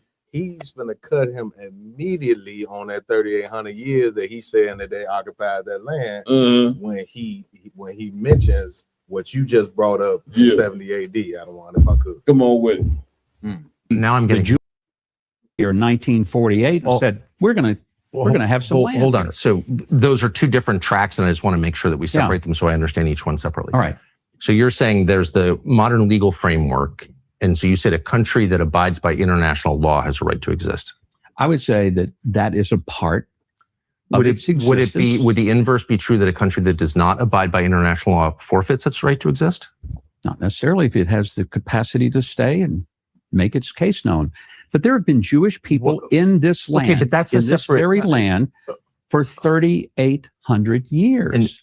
Okay. So, but you're saying as the modern nation state with borders and a military and a Knesset and just all the kind of trappings of a modern country, all of which I support, that country has, every country on the planet has the same right as Israel to exist because it does exist. Is that what you're saying? I'm just trying to understand the concept here. Well, I think what we're trying to get to is Christian Zionism, and you've taken this way off the road here. I don't know that I have. I don't mean to. Christian Zionism is a separate thing, but I just keep hearing people say Zionism is the belief. But that's the fundamental argument that's going on. Does Israel have a right to live in their indigenous, ancient, historical land, a land that has been affirmed throughout international organizations, a land that has direct ties to the Jewish people? I just want to know if this is a universal principle. I guess that's what I'm getting at, because if it's not, then it's meaningless to me, because as a Christian, I believe in universal principles. Something is right for everyone or it's wrong for everyone. We don't believe in special cases. But here's the question. If the Jews didn't have this land, would the Jews have a right to any land? I don't know. I'm not attacking the Jews. I'm asking if this applies to every people in every nation. Does every nation have the same right to its own homeland, to its own physical land that you say Israel does? I feel like we're in a rabbit hole here. No, I think it's a very straightforward question. No, but does that right extend to other? I'm just saying, he's not going to answer it. Yeah. He's been asking for the same question for 5 minutes. Real talk. The devil will not say it. No, he's not. Go ahead, play it. Countries other than Israel. But the most important thing that is going on in our culture right now is whether or not the people that are yelling in the streets from the river to the sea, whether that's a legitimate point of view to say that there should not be a Jewish homeland. There should not be a Jewish state. You'll never hear me say that. I just want to know. I know you haven't said it, but that's the argument. It's one of the arguments going on globally. And the United States, excuse me, has a pretty narrow view, I would say, in our media culture, of what's happening around the world. There are plenty of countries having this debate.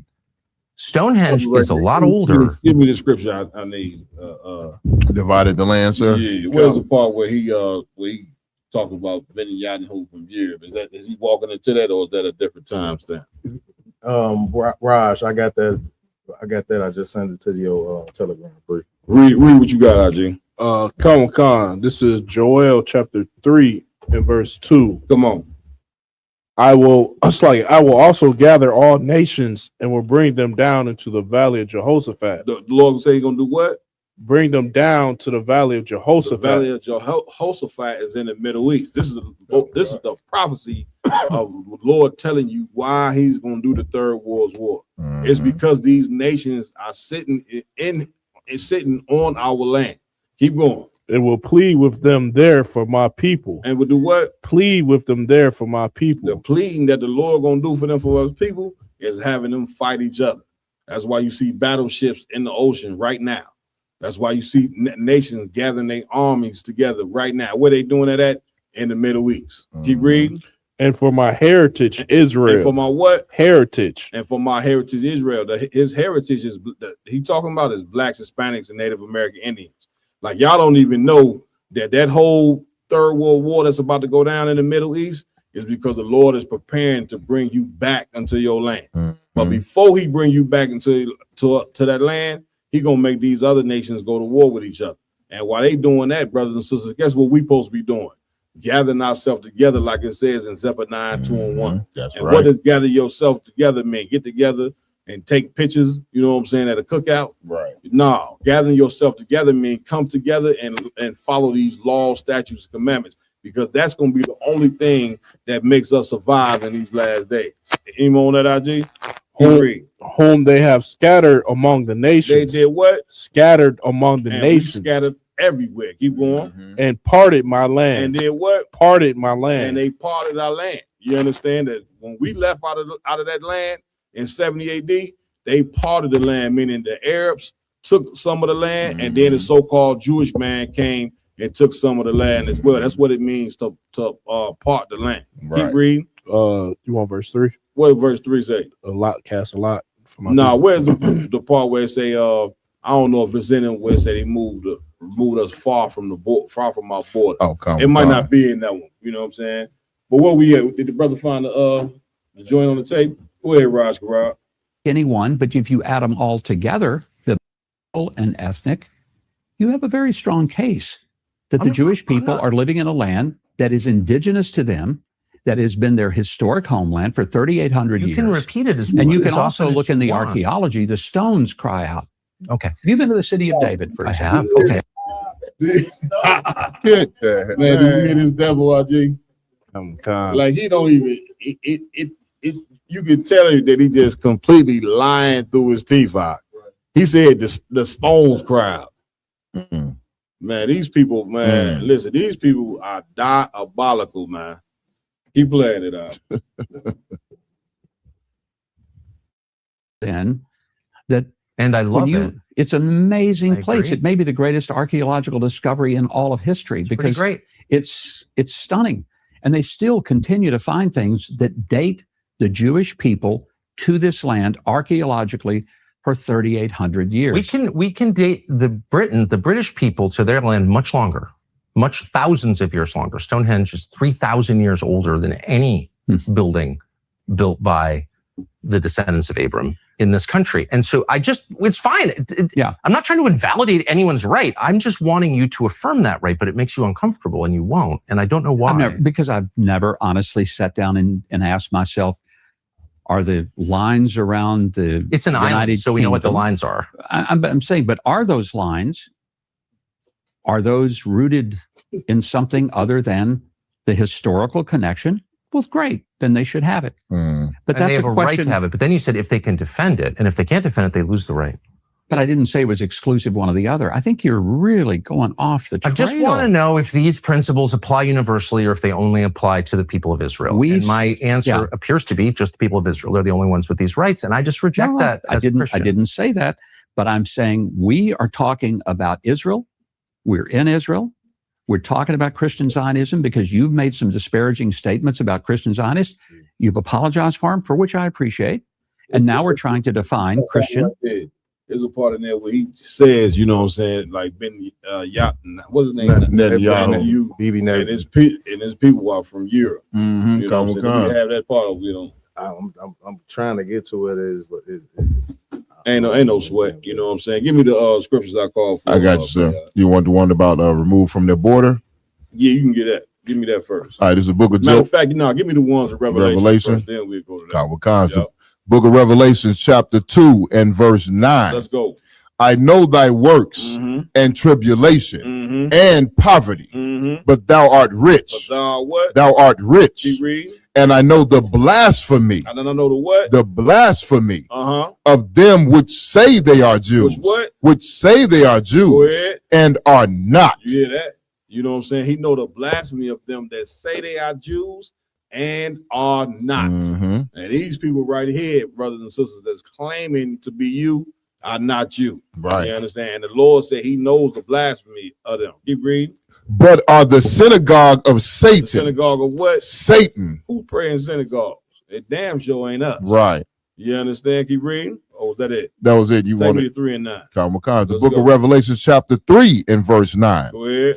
Behold, I will make them of the synagogue of Satan, which say they are Jews and are not. And are what? And are not. Read. But do lie. But do what? But do lie. That's what this devil is doing right here.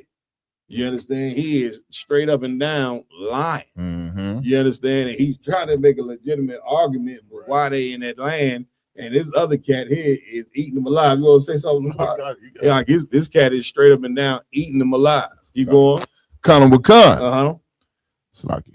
Behold, I will make them to come and worship before thy feet. I will do what? Make them come and worship before thy feet. Keep reading. And to know that I have loved thee.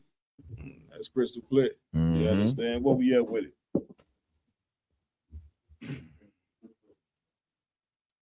Say it again. No, we done with that. Moving on to the next topic. Yeah. Y'all ready to move on? Let's do it. So next up we have is the public reaction to the Baft N-word incident.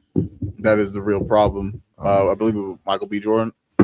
Oh yeah, the Michael B. Jordan incident.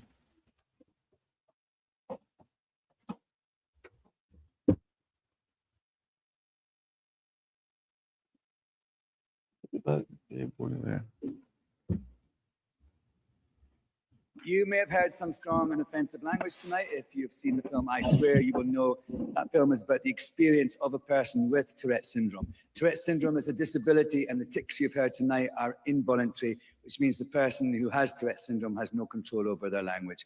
We apologize if you are offended. I'm gonna get Tourette's and start saying cracker. Oh yeah. See what happens. Come with God. we have the video of what when he actually said it. What's that? Because he's saying like the whole N-word situation was a tick. You understand? That was just them apologizing. It would be nice to see, them actually.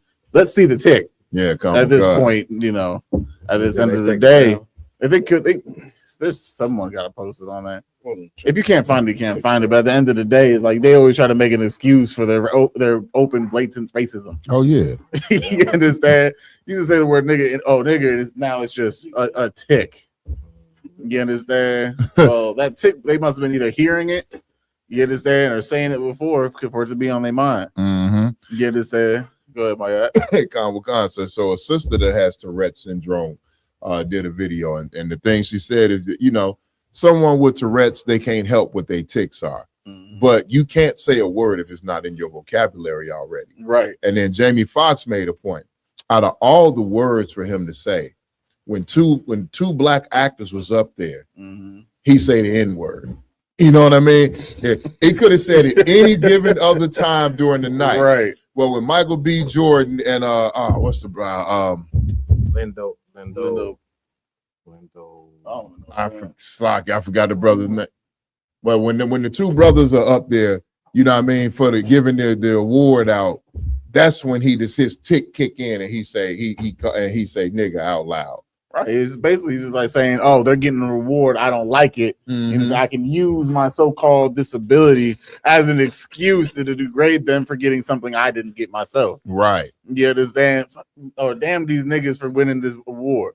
And so that's why like they even created the whole the BET awards because they were too tired of black people getting all the awards over them. So they had to separate their award ceremonies to a certain degree. You understand? That's just how it goes. But anything else on this? Because it's pretty self-explanatory. Well, yeah, but this story has been the hot topic in the news. You know what I mean? Because of course they blame it off on mental health. Right. You know what I mean? But in everything that the so-called white man do to us, you know what I mean? It's mental health. You know, a young white guy goes and shoots up a bunch of black people in a grocery store, and they want to talk about the abuse that he suffered. You know what I mean? And how he wasn't right in the mind. But a black person who has suffered all types of abuse their whole life and lived in poverty their whole life, still a candy bar, and you a super predator and a goddamn monster. Right. You know what so I basically mean? when we do it, and it's an excuse, or when they do it, it's a reason. It's a reason, right? Also, if I could, sir, you know what I'm saying, just about this whole award show. So the guy with the tick, you know what I'm saying, he's supposed to be there promoting a movie about Tourette's. You know what I'm saying? But at the same time, he blurts that out. You know what I'm saying? It just seems to me, you know what I'm saying, to be just a little like they're, you know what I'm saying, promoting the movie on the backs, you know what I'm saying, of embarrassing us at the same time. You know what I'm saying? Using us as a ploy because they know that this term is going to get, you know what I'm saying, notoriety and different things of that nature. And now they using that. It just seems too convenient. That's exactly what I was going to say. It's so convenient that it happened right then and there because now everyone's going to be running to the media to go see who this was, to go see what he had going on with his Tourette's movie or whatever he had going on. Yeah, he's basically it's like with a media stunt. What they call it when you do something to try to boost the views or boost the promos or whatever the case may be. Kind of Wakanda. Yeah, and if you say that, for one, you just rallied all white people to your shit. And then two, you have all black people rallying to it in a way to go against it. So either way, you know, like we always say, even for the truth, any exposure is good exposure. You understand? Even if people hate you, it's still exposure. If people love you, it's still exposure. You're still getting out there. Right. You understand? It's the views that matter. It doesn't matter the opinions of the people. You feel my point? And if I could, sir, and then they turned around. I read an article. It was an article. They said the problem with the whole BAFTA N-word incident is not the fact that he called out the N-word. It's people's responses to it. Right. You know what I mean? It's not the fact that this Tourette's or not. That he's obviously racist. You know what I'm saying? Or has been raised in a very racist environment that could be a word that formulates for his tick. But it's not the fact that he said it how Delroy Leonard and Michael B. Jordan froze and had to force their way through the rest of the ceremony. Right. It ain't about how black people felt at home hearing that on an international broadcast. It's about how we responded to it. Right. We gotta make sure that we understand this poor white guy's Tourette is a disability, and then we gotta coddle him again. Right. You understand? That's basically what we do at the slave all the time, Janet. We gotta coddle these white people's mental illnesses. You understand? And that's what America taught us to do. Who cares about if the black people were offended? But the victim is still the white man, even though he's the one that created the whole situation. Right. Tick or no tick. You understand? He said it. You feel my point? Ticks are no different than like how a parrot talks. You understand? It's just a mimic. That's it. It's an involuntary mimic. Parrots is hearing something that happens all the time in the house. You understand? That's how you teach a parrot to say the certain words you want. You say it consistently to it, and then it comes out. It blurts it out whenever it finds it convenient, or it just blurts it out of spontaneousness. That's how a tick works. You understand? Especially with the vocal ticks, at least. You understand? So if there's not anything else on that, we can probably move forward. Yeah, Con. You done with the Michael Jordan joint? Come. So next up we have this is the Epstein files. This is them dropping the names of the Epstein files. Actually, before you play that, I just like to say something on that Michael B. Jordan joint. Like that was very, it was very distasteful for that devil to scream that out there. Now these cats is two. Who was it? Michael B. Jordan. What was the other guy? Delroy Leonard. Right. These two actors, right? Wakanda. Two prestigious actors, and he yells that, and you see how they paused when he yelled that out. Wakanda. Like this 2026, and it just goes to show you that all this so-called progress, you know what I'm saying, that we done made as a people, you know what I'm saying, is a goddamn fantasy. Yeah, you understand? For these cats, and they I know they got to feel just so shameful, because to be an accomplished black actor like these cats here, in their mind, America didn't change, and they have made progress, and they have done these things. Right. And for them to be called that at this, what was this? What was this that they was at? It's the BAFTA, the British Acting, Film, and Television Awards. That's it. I know they had to be just totally, you know what I'm saying, just thrown off like this. But let me tell you something. I was telling, I believe it was Officer Yaradan this earlier when we was discussing this particular story right here. This right here is good for black people to see. That's right. Damn right. This is good for you to see this, man. It's all these stories we going over here tonight. We kicked it off with the NBA and KD and all that. All these things are good. It's good for you to see, because this is what you're gonna need to wake up. Damn right. All that progress you talking about we done made, and America's post-racial and it's different, and believing that you could work. The dumbest thing that you could ever believe is that you and your oppressor can have the same God. You know what I'm saying? That is just totally dumb. You know what I'm saying? And here they are at some award show, you know what I'm saying? Two prominent cats, world famous, and all these cats is famous as hell. And this cat had no respect at all, called them niggas in front of everybody. Right. They had to pause. They couldn't. But black people, it's gonna take white people showing you who they truly are for you to wake up. Otherwise, you would be asleep for another 400-500 years if they was to hide their racism like they did for so long. But now they tired of hiding. You see what I'm saying? It's like somebody who tired of being acted. Now they want to be who they are, and who they are is a people that hate you. Damn right. So I just want to say that, Lamar. Actually, we're gonna move on to more along the lines of the Farrakhan thing we have for tonight. So we're gonna go right into Kazak Ahmad at camp. Why would you serve God if God to allow you to serve drugs? He said that weird, but yeah, if we can play this, Raj.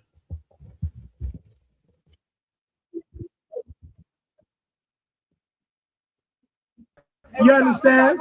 That's what's going on. What you had a question? What you said? What religion? You talking about Islam? God damn, I lie. You think I'm supposed to respect Islam? I don't. Do you love black people? Do you love black people? Do you love black people? Yes or no? Do you love black people? You don't? So why would I follow your religion? Why would I follow a religion that teaches you to hate me? Do you hate black people? No, I didn't ask you about everybody. Now listen, because I got me ready to get back at a camp. You know, and y'all know in this Midwest, when wintertime comes, get me right on this, Lamar. We shut down for a couple of months. It feel like we ain't been in camp in ages, but watching this, my yard made me think, damn, I need to buy. But it looks like the weather's about to break, and it looks like we about to get back out there. So this tape right here is cold-blooded, because what you're seeing right here, for those who may not know, is you're seeing how black people, how religion divides black people. That's right. That brother standing up on the podium, which is an officer in the ISBK DC. You know what I'm saying? This brother right here is an Israelite. You know what I'm saying? He's up there trying to show this brother how being in the religion of Islam, how it makes you hate your own people. So I just want to, bring you up to speed to what's going on. Go ahead. Black people. So now, if you love black people, why are you against me for telling? I know. So you want me to respect your religion, but you saying to hell with the head. That's the problem. That's the problem. That's why we can never be Muslims. That's why we can never be Muslims. Because look what Islam does to black men. Look what Islam does to black men. We coming out here to raise up black men and to get them off drugs and to get them from being and to stop them molesting children. And you against that? You against black people not molesting? So why you against us then? So why you against us then? Talk, tell me. Islam allows black men to sell drugs. Do Muslims sell drugs? Do Muslims sell drugs? Do Muslims sell drugs? Yes or no? Yes or no? Do Muslims sell drugs? Yes or no? Answer the question. Answer the question. What? No, I ain't taking what you're supposed to. Answer the question. Okay, you being honest. Now tell me the truth. Tell me the truth, brother. Tell me the truth. Do Muslims sell drugs to their own people? Do Muslims sell drugs to black people? The answer is yes. Muslims sell drugs to our people. That is the obvious answer, right? That's what the brother do not understand. Go ahead and play it out. Answer the question, I'll answer yours. Answer my question and I'll answer yours. Do Muslims sell drugs? Do Muslims sell drugs to their own people? Answer the question. I'm gonna hear you out. No. Let him answer. I'm talking to him. As you see, avoid and answer the question because he knows. Keep going. At a time. Be honest. Straight up with me. Do Muslims? Does Islam allow? Okay, good. Now we established that. You say Islam doesn't. Hold on. It's the second one. Do Muslims sell drugs to black people? In some cases, yes. That's different from now. You say two Muslims sell drugs to black people. Understanding the black. Another tape, you know what I'm saying? That was a heavy tape there. He had to admit in the end, yes. You know what I'm saying? Which goes to show that we are not supposed to be a part of this religion. You know what I'm saying? Where we going next? Come on, since we're hitting of course we're hitting the Islam faith, we're gonna go right into their leader, Louis Farrakhan. How back in the day he revealed that the black Americans, so-called Negroes in America, are actually the real Israelites. No, I don't want you to play the where he said he did the best he could. Yeah, that one first. Then you play that one after that.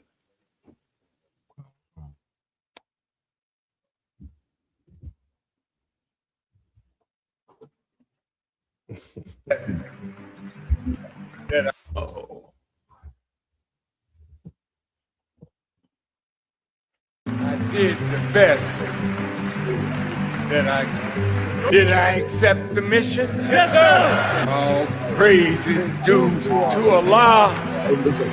So, son, go on and teach, man. Go on and teach. May Allah.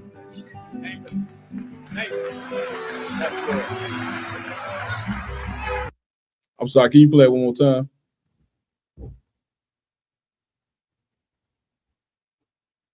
He collapsed in on himself. I did the best that I could. Did I accept the mission? Yes, sir. All praise is due to Allah. So, son, go on and teach, man. Go on and teach. May Allah. That's it. Yeah, well, as you can see, you know what I'm saying. Another thing that's going on in the earth, you seen Jesse Jackson. You know what I'm saying? He just passed. You understand? And he was a fraudulent leader for many years. Right. You got to throw Farrakhan, you know what I'm saying, in the same boat. You know what I'm saying? Like, he just sat up there and said he did the best he could. You understand? The problem is he did not do the job of fixing us, man. That's right. And you just seen the tape that we played before that, you know what I'm saying?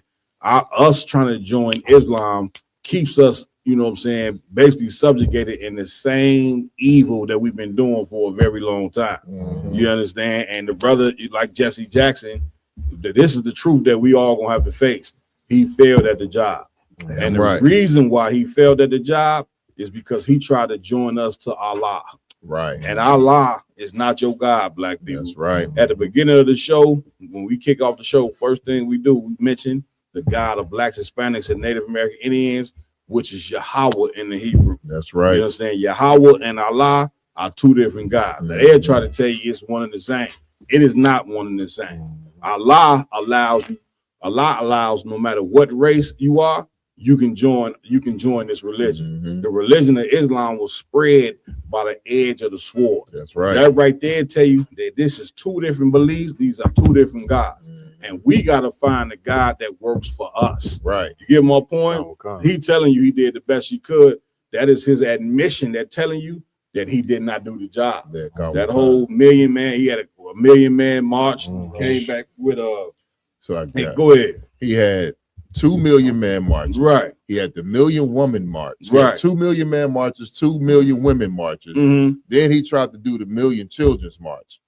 You know what I'm saying? Right. And that didn't work out. He did do a million children march. He wanted to do a second one. That didn't work out. Yeah. His brother did 5 million black. I didn't know he did. I didn't know he did marching for women.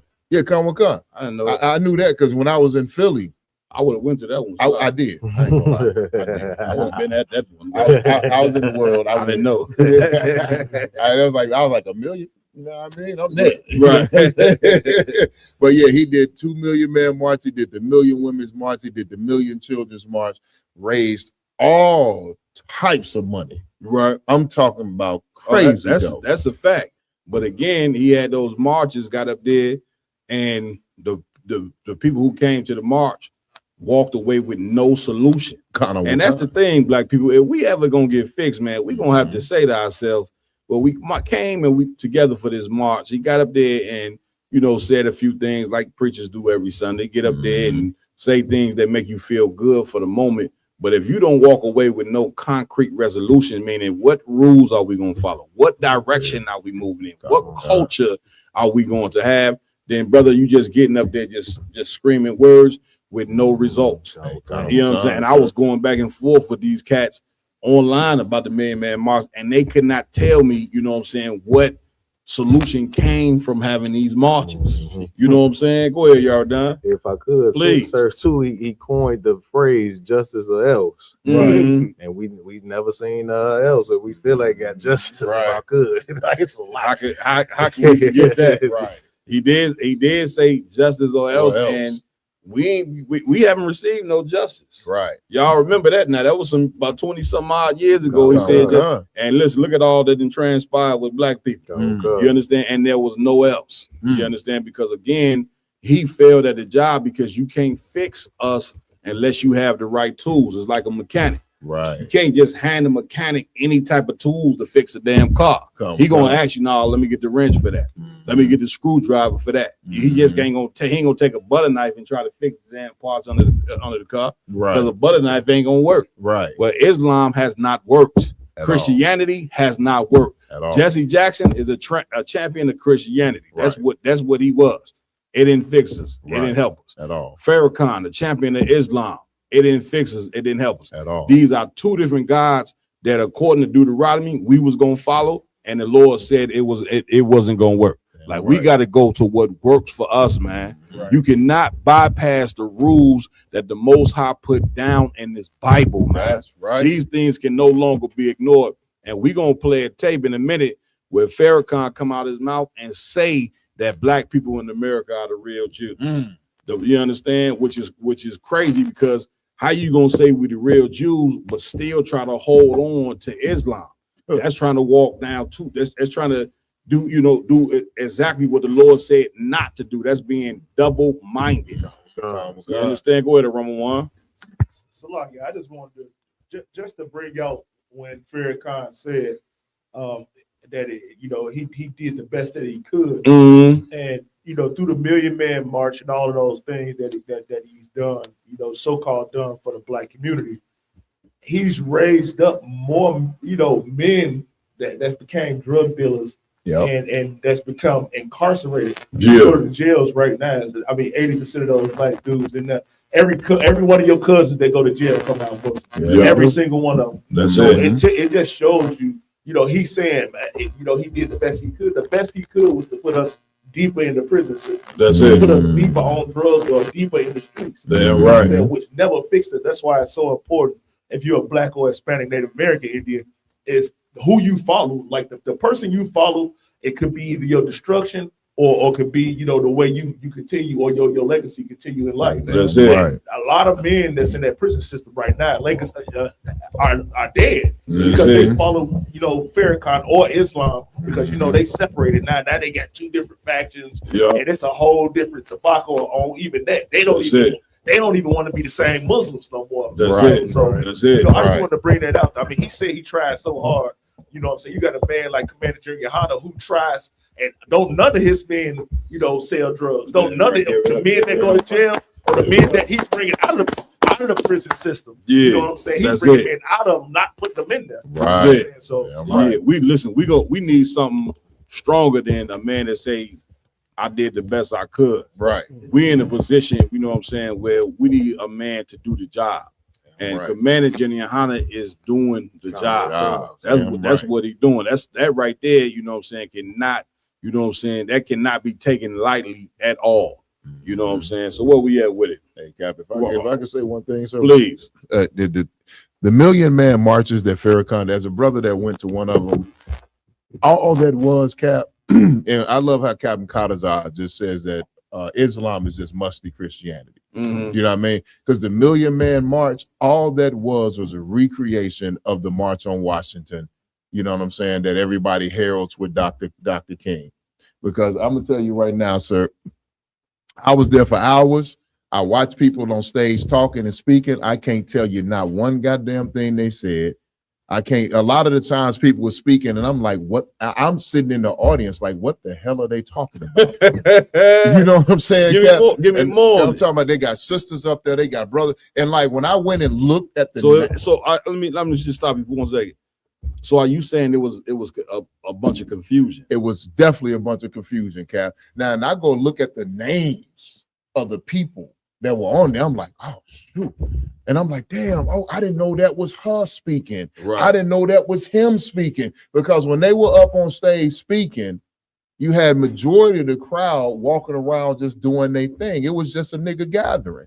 You know what I'm saying? It wasn't no big revolutionary moment. It was more black people gathered in one place than I had ever seen in my life. I'll give them that. I got you know what I'm saying? I got you. But however, the impact, like you said, on the community, right? I'm listening to what they say, a bunch of rhetoric, a bunch of stuff I done heard before. Right. Cats trying to recapture that spirit of the 60s. Yeah, you know what I'm saying? It wasn't nothing new. Yeah. It wasn't nothing revolutionary. Right. It was just a money grab. It was a feel-good situation for Because black people. and why did you say it was just a money grab? Because Cap, they had vendors all over the goddamn place. It was brothers out there selling Million Man March t-shirt. It was vendors selling water, selling hot dogs, selling cheesesteaks, selling whatever. And then you had to pass $20 up to the front. I didn't. No, he did.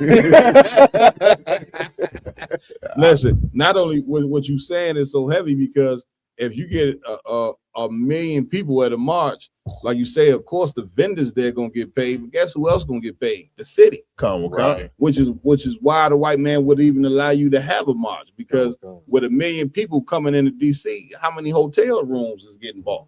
Right. You know what I'm saying? Like the whole economics of the city for that particular weekend shot up because you got all those people in the town. Right. You understand? The white man, he's so diabolical. He knows, you know what I'm saying, that you are not an Arab.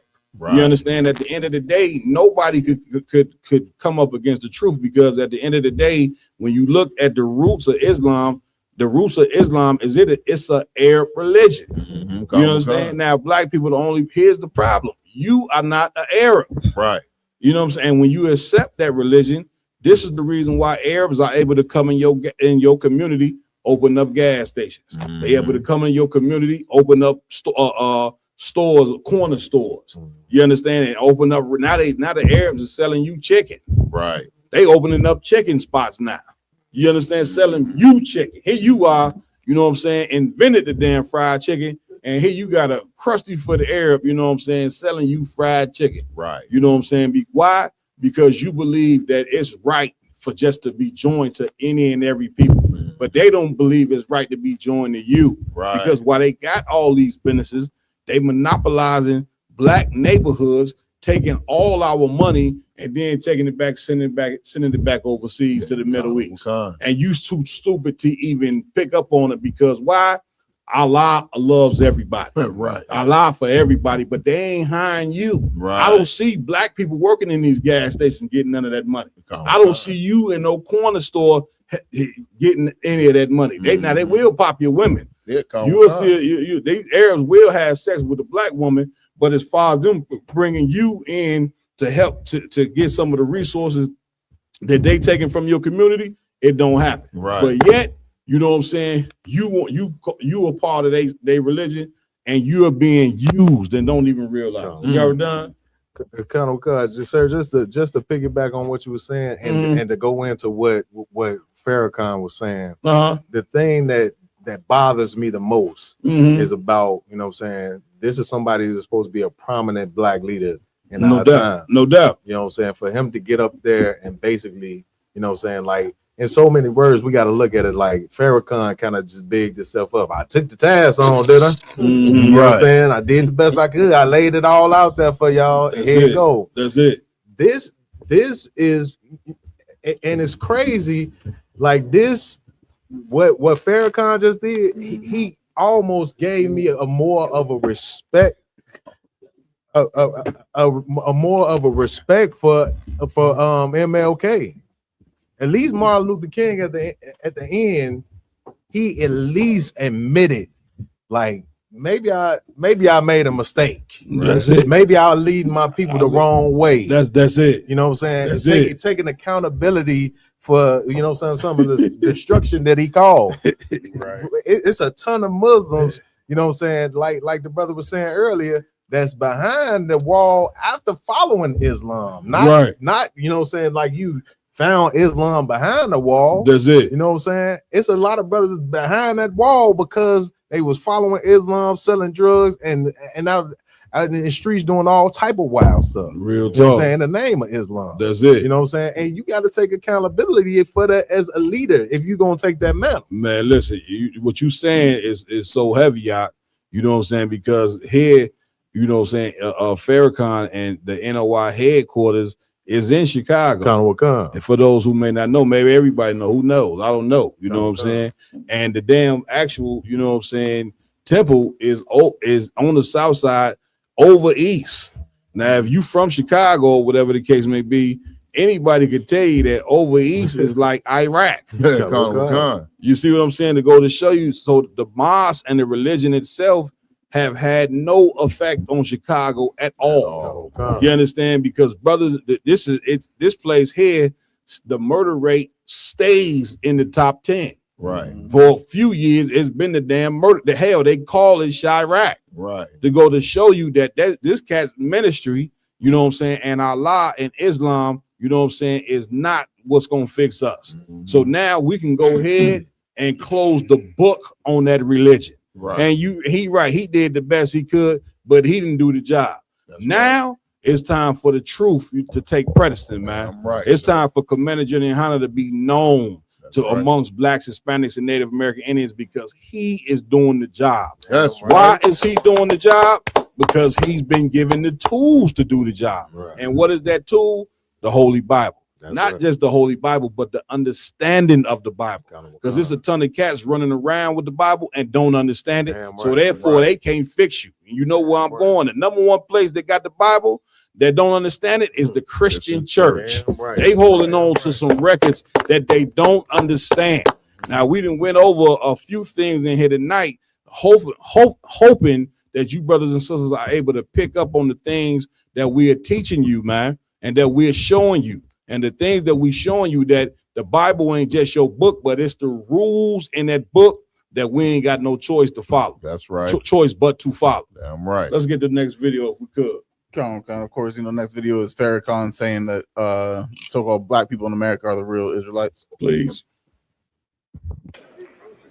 The Honorable Elijah Muhammad has said that Almighty God, Allah, revealed to him that the black people of America are the real children of Israel. And we are the choice of God. That's right. And that unto us he will deliver his promise. This question says that somebody Yes, sir. has usurped our position. That's right.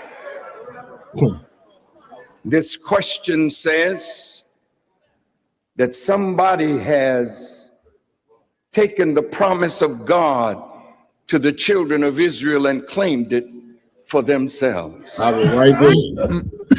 That was what's so heavy is what he's talking about. The video we just played before this, where these so-called white Jewish people is claiming to be you. That's what he's talking about right here. Okay. See what I'm saying? Like, once again, this knowledge right here.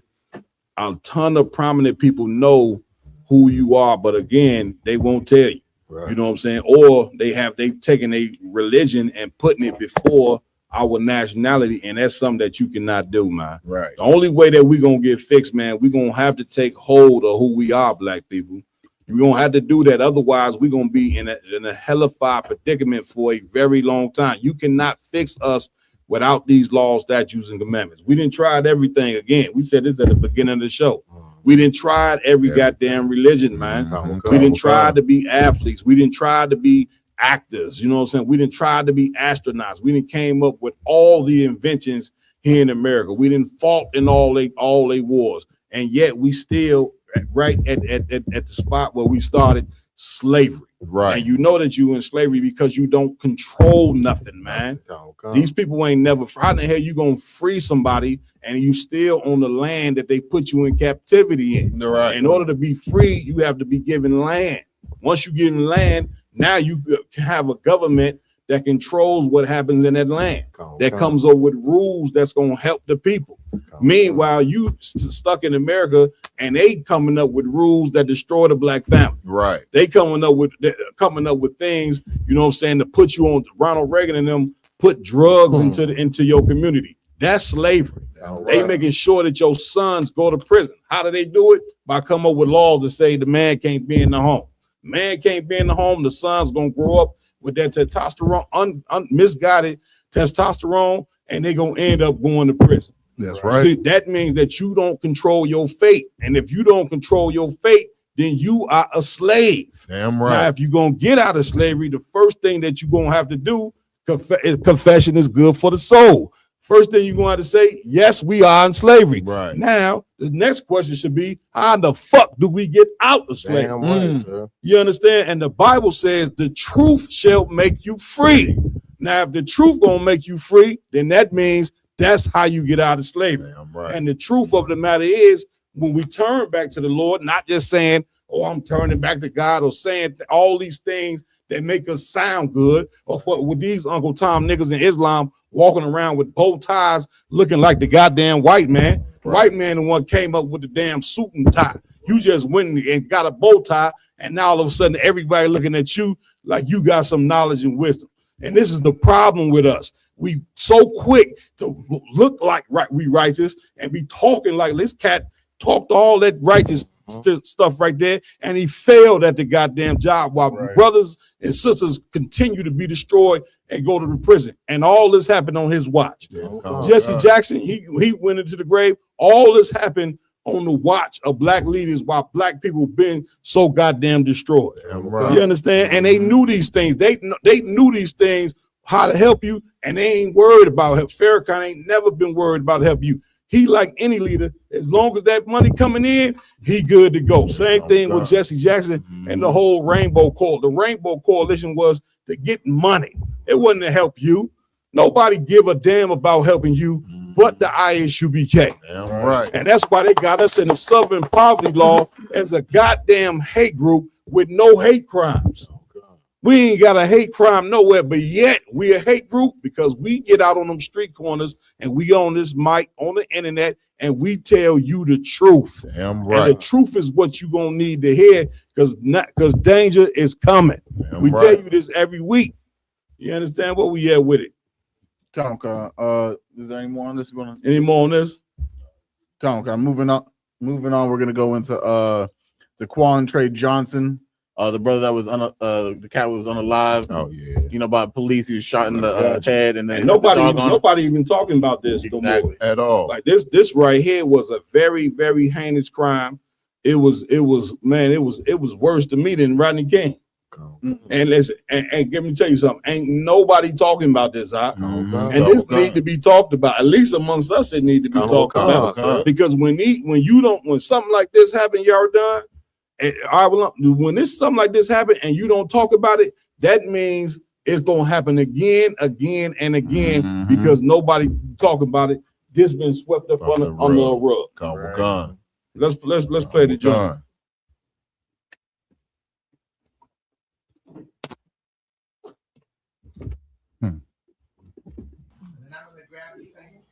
You on his stomach, both hands behind his back. He's not reaching for. Oh my God! Oh my motherfucking God! Breaking news now on. You see that? I mean, this cat, just for the people who may not have seen it or whatever, this was a very heinous thing that happened. The brother had handcuffs on him, and the cop shot him in the back of the head when he was laying on his stomach. He shot him in the back of the head 4 times. Now, when his body went lifeless, and as his body went lifeless, he allowed the German Shepherd, you know what I'm saying, to chew and bite on him while he was dead. You get my point? And this is 2026. Once again, nobody talking about this here at all.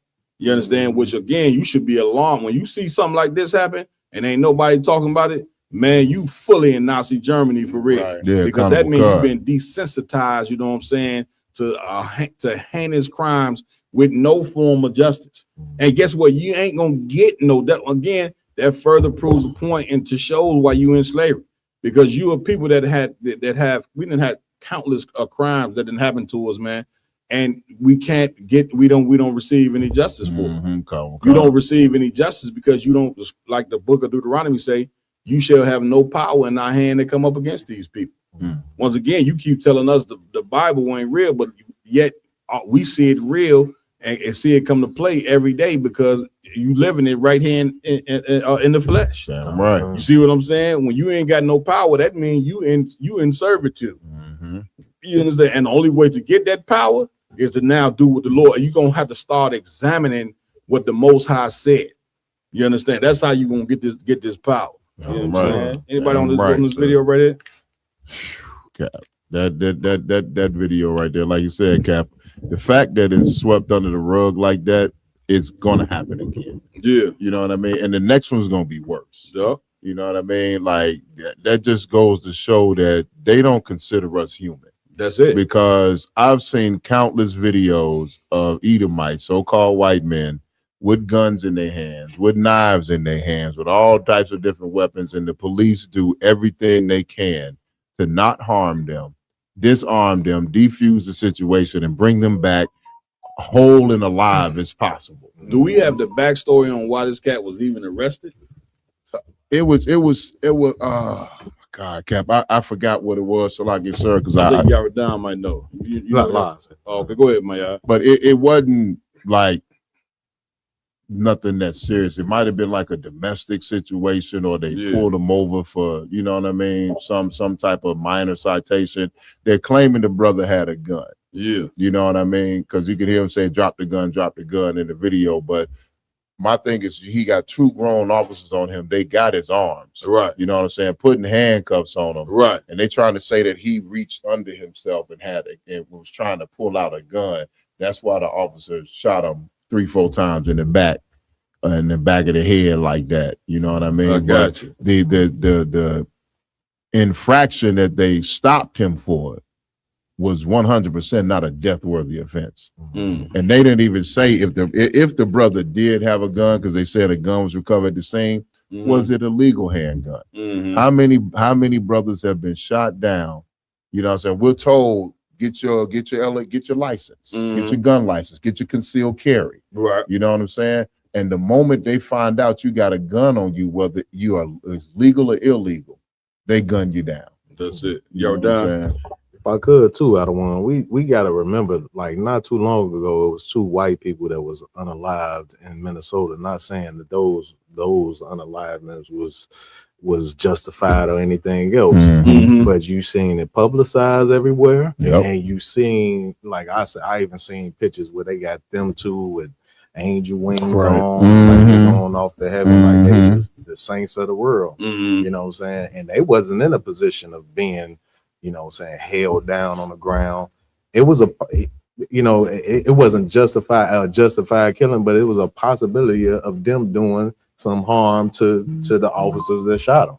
You know what I'm saying? This brother is on the ground with his hands behind his back, you know what I'm saying, because he's cuffed. He has no possibility of causing any harm to anybody. You know what I'm saying? It was just a cold-blooded execution. You know what I'm saying? And my thing of it is, I'm coming to you, Lamar. Where are the black leaders, you know what I'm saying, to be outraged about this right here? How do you let something like this, so heinous, brother getting shot in the back of his head and chewed up by a dog, how do you let something like this, you know what I'm saying, go unanswered? You see what I'm saying? Like, this is insane. Lamar Gallo, please. Like, Yarden, on your point, like, makes me think about the scripture when we talk about the white man being the prince of the airways. Yeah, you understand? Like, they don't show this out in the media or anything like that, because they still have to show that the police are here to serve and protect. Right. You understand? If there's too much footage of police just out there unaliving everybody, then no one's gonna trust their system. That's it. You understand? Because at the end of the day, they don't want to keep showing them unaliving us specifically, because then it's only gonna rally us together. That's so it. they gotta squash the situation so it doesn't come out, so we don't even try to have a possibility of unification. That's it. Like, they here to serve and protect. They here to serve and protect everybody but black and brown people. And we should be able to see that. When we be able to see that clearly, you know what I'm saying, then we would come together like we supposed to. You know what I'm saying? But it's hard for us to come together when we believe, like this cat who did the shooting like that, he got the same God that you have, black people. Right. And that's the problem that you don't see. Right. That's why you able to forgive him, you know what I'm saying, for just executing the cat in the way that he done it, because this stupid religion of Christianity is in your head that make you believe that you got to love your enemy. You understand? When the Lord don't want you to love America, the Lord don't want you to love the people that have oppressed you for so long. The Lord don't want you to love a cop like that executed a brother. You understand? It's a thing in the Bible called hatred. You know what I'm saying? And hatred is good to have, because if you hate something, then it justifies your love for something else.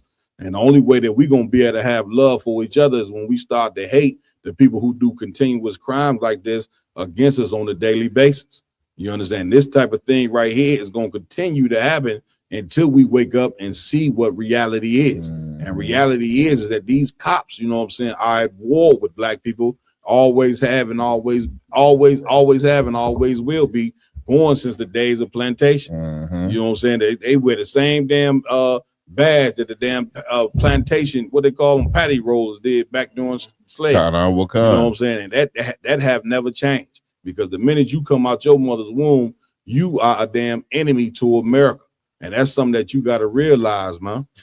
You understand, Maya? Hey, Cap. So please. The reason I was, I'm researching, the reason that they pulled the brother over is because it said they got the police got a phone call of a potentially armed man riding around on a bicycle. And so when they came and they saw the brother, he on a bicycle, they say they pulled up to him and he fled. A chase ensued, and that's how they end up knocking him down on the ground. And as they struggling with him to put the handcuffs on him, the cop yelled out, "He's got a gun," and fired. Yeah. So if you get a call as a police officer about somebody potentially got a weapon, of course you just gonna fire off because you think he got a gun. Yeah. That's why you there to pull him over, question him, disarm him, maybe check and see if he got a legal license. But as you see, they chased the brother down, tackled him down, and then executed. Yeah, and you see why black men run for cops. Colonel Khan. Right, this video right here is supposed to show you why when brothers get pulled over. Y'all ever see a video where a brother get pulled over and he immediately hit the gas once the police walking? This is the reason why. Because these cats, you know what I'm saying, are cold-blooded unalivers. They have a blood thirst for killing us. And so when a black man get pulled over on a bike or in the car, they panicking offhand because they know this could be they last day on earth. You know what I'm saying? From moving their hands the wrong way. Right. Like, once again, this is one hell of a predicament to be in. This is not life. And the Lord don't want you to live this life. This here is a punishment for our disobedience against the true living power. You know what I'm saying? And so we got to correct ourselves and get right so these type of things will not happen. But we have with it. Moving on to the last but not least story. Come on. We're going into a sister talking about a situation she went through, and she stated trust can be a trap. Let's get it. Hear about what happened with Tamar. So this is the reason. I don't know the whole story. I don't know, but my prayers go out to Tamar because don't nobody deserve that. And the reason why I brought that up is because I want to shed some light to the people that's younger than me, the people that's my age, and the people that's older than me, because this can happen to anybody. Don't ever think that can't happen to you. Now, I'm trying to make this video without crying because I'm still on my own healing journey. You know, I'm on my way to, I'm at Walmart about to go in, but I want to say this real quick. So recently I ended up going out, and I promise y'all I'm not going to cry, but that part hit a nerve. But recently I went out and I went to this party. Now, it's not like I went somewhere where I just didn't know anybody at or anything. I knew a lot of people there. And when I went out, I ended up getting drunk. I didn't get too drunk, so keep that in mind, y'all. I did not get too drunk at all. And I went out, it was the last hour. So when I did go out that last hour, it's over basically. So now we all just, getting ready to leave or whatever. I'm a little toasted, not gonna lie. I'm a little toasted. But I remember a lot, my car. I was waiting on somebody to walk with me to my car, whatever. But whatever, I didn't walk to my car. My car was parked where it was dark. I had the camera and like everybody got me. Somebody was walking me to my car. I was for sure. I ended up just walk to my car. And when I walked to my car, it was by a dude. Now, I can't really say too much because it is still on investigation. So, follow me here. So, I ended up, getting met by the men. Next thing you know, behind a building, being assaulted by these men. And not only that, they assault me, basically, the camera cut out. So, not only did they do that, they also robbed me. And not only did they rob me, they left me there as well. So when she said she was assaulted, basically sexually assaulted her. Right. You know what I'm saying? What is what she explained. Go ahead, keep playing. I was found behind a building. Crime scene did come out, and yes, and I can't really say too much because, like I said, it's still an ongoing investigation. I just want to let you know, like, don't ever think that can't happen to you, because it sure the fuck can. I don't care how long you felt like you know somebody or anything. Do not put your full trust into nobody because people be having some ill will. Stop right there. Well, now what she also telling you is the cats who did this to her, she knew them. Okay, keep playing. Jealous of you secretly. Men and women be jealous of you for real. And it's sad. But you also gotta it did humble me. I'm not gonna lie, it definitely humbled me. But you also gotta take a step back and think, like, do you even blend in with these type of people or anything? Do you fit in at all with these type of people? You gotta think about shit like that. Like, y'all, I'm turning red a little bit. But you gotta think about shit like that. And you gotta protect yourself. You gotta use your discernment. And the crazy part is, I was already dealing with this narcissist dude or whatever. And he told me not to go. He said he was breaking up with me or whatever if I went and everything. Right there. All right. You should not play it. Let it play on you. You need to address this. Y'all done? You gonna say something? If I could, sir. Please. She said she's dealing with this narcissist dude that told her not to go. Right. But at the same time, like, the worst part, sir, is she's using the word discernment. Like, discernment supposed to come from you personally. You have somebody outside of yourself telling you not to go. You know what I'm saying? So you're not even you're not using your discernment enough to decipher that somebody is giving you good information. Right. The crazy part is that she called her brother. Now, once again, make no mistake. If the sister, you know what I'm saying, was sexually assaulted, that's horrible. Whoever did it, you know what I'm saying, should be brought to justice for what they done. We don't want to make light of that at all. Right. But this sister right here, you know what I'm saying, is very unwise. And what's sad about the video in itself is, of course, we get into the part, you know what I'm saying, where she called the cat a damn narcissist. Right. See what I'm saying? Because he told her not to go. Like, that don't sound like no narcissist to me. Right. That sounds like a man who's trying to protect his woman. Right. Again, you know what I'm saying? Like, protection don't come from just muscles. Protection from a man comes from a man having wisdom and telling you, don't go here, don't do this, and don't do that. But if you come up against that protection, these are the type of things, you know what I'm saying, that happen. You see what I'm saying? Now, this other sad part, as she's explaining this whole story, you don't see nothing but Teddy the whole time she's explaining the damn story. You see what I'm saying? Go to show, like, you know what I'm saying? It just shows that this sister don't have any women. And this is a ton of our women right here. That don't, you understand? Like, go ahead, play the tape. I still went because, you know, I went through all this thing before and I was already trying to get out of this one right then and there during that time. Also, my mom, she seen what I had put on and everything, and she like, And I'm like, shoot, I look good. Like, this looking like it, and it looked like it was my party that I was going to, honestly. But a long story short, like, and I don't do no clubs. I don't do no bars. I'm cool. Y'all just need to be careful, because when you dealing with, you know, other people who's under the influence, basically, you got so many spirits around you. I'm cool. That was my lesson learned. And I just want to be able to share that with everyone else.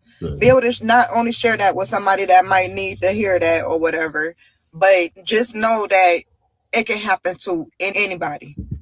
Y'all hear about what happened with Taylor? You next. Go ahead, my y'all. Hey, Salaki, Cap, if I could, Cap. She said, I was dealing with the narcissist dude, but I dealt with that before. So I got out of that one. I'm trying to get out of this one. Her mother told her don't wear the damn clothes outside. Her mother looked at her and said, what you got on? Which means that she was dressed like a $2 hoe. So and it's tragic what happened to that sister. No doubt. That is, and nothing, like you said, we're not making light of it. Anybody that does that to a woman is a scumbag. That's a fact. You know what I'm saying? A woman does not, that is a big violation. A woman does not deserve that, regardless of whatever. However, the narcissist is her.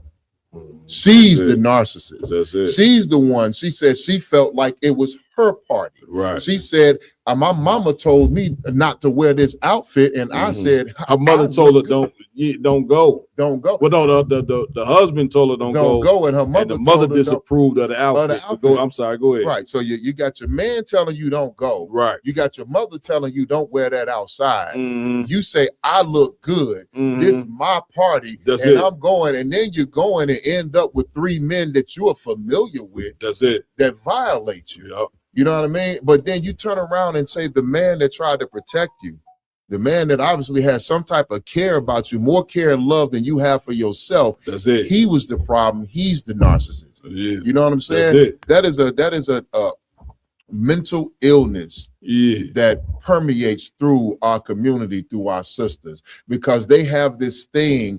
They want to be protected by black men, but they don't want to be controlled by their man. That's it. You know what I mean? It's a demonic thing. You can't have one without the other. Kana Wakan, yeah, sir. go ahead, man. They make it seem like it's a demonic thing for black men to want to control their woman. That's it. Well, any man wants to control his household, his woman, his relationship, his kids. That's it. You know what I'm saying? That's a natural instinct of a man, and that is the epitome of masculinity in a relationship. Man, give it up. Give it up. Go ahead, Avalon.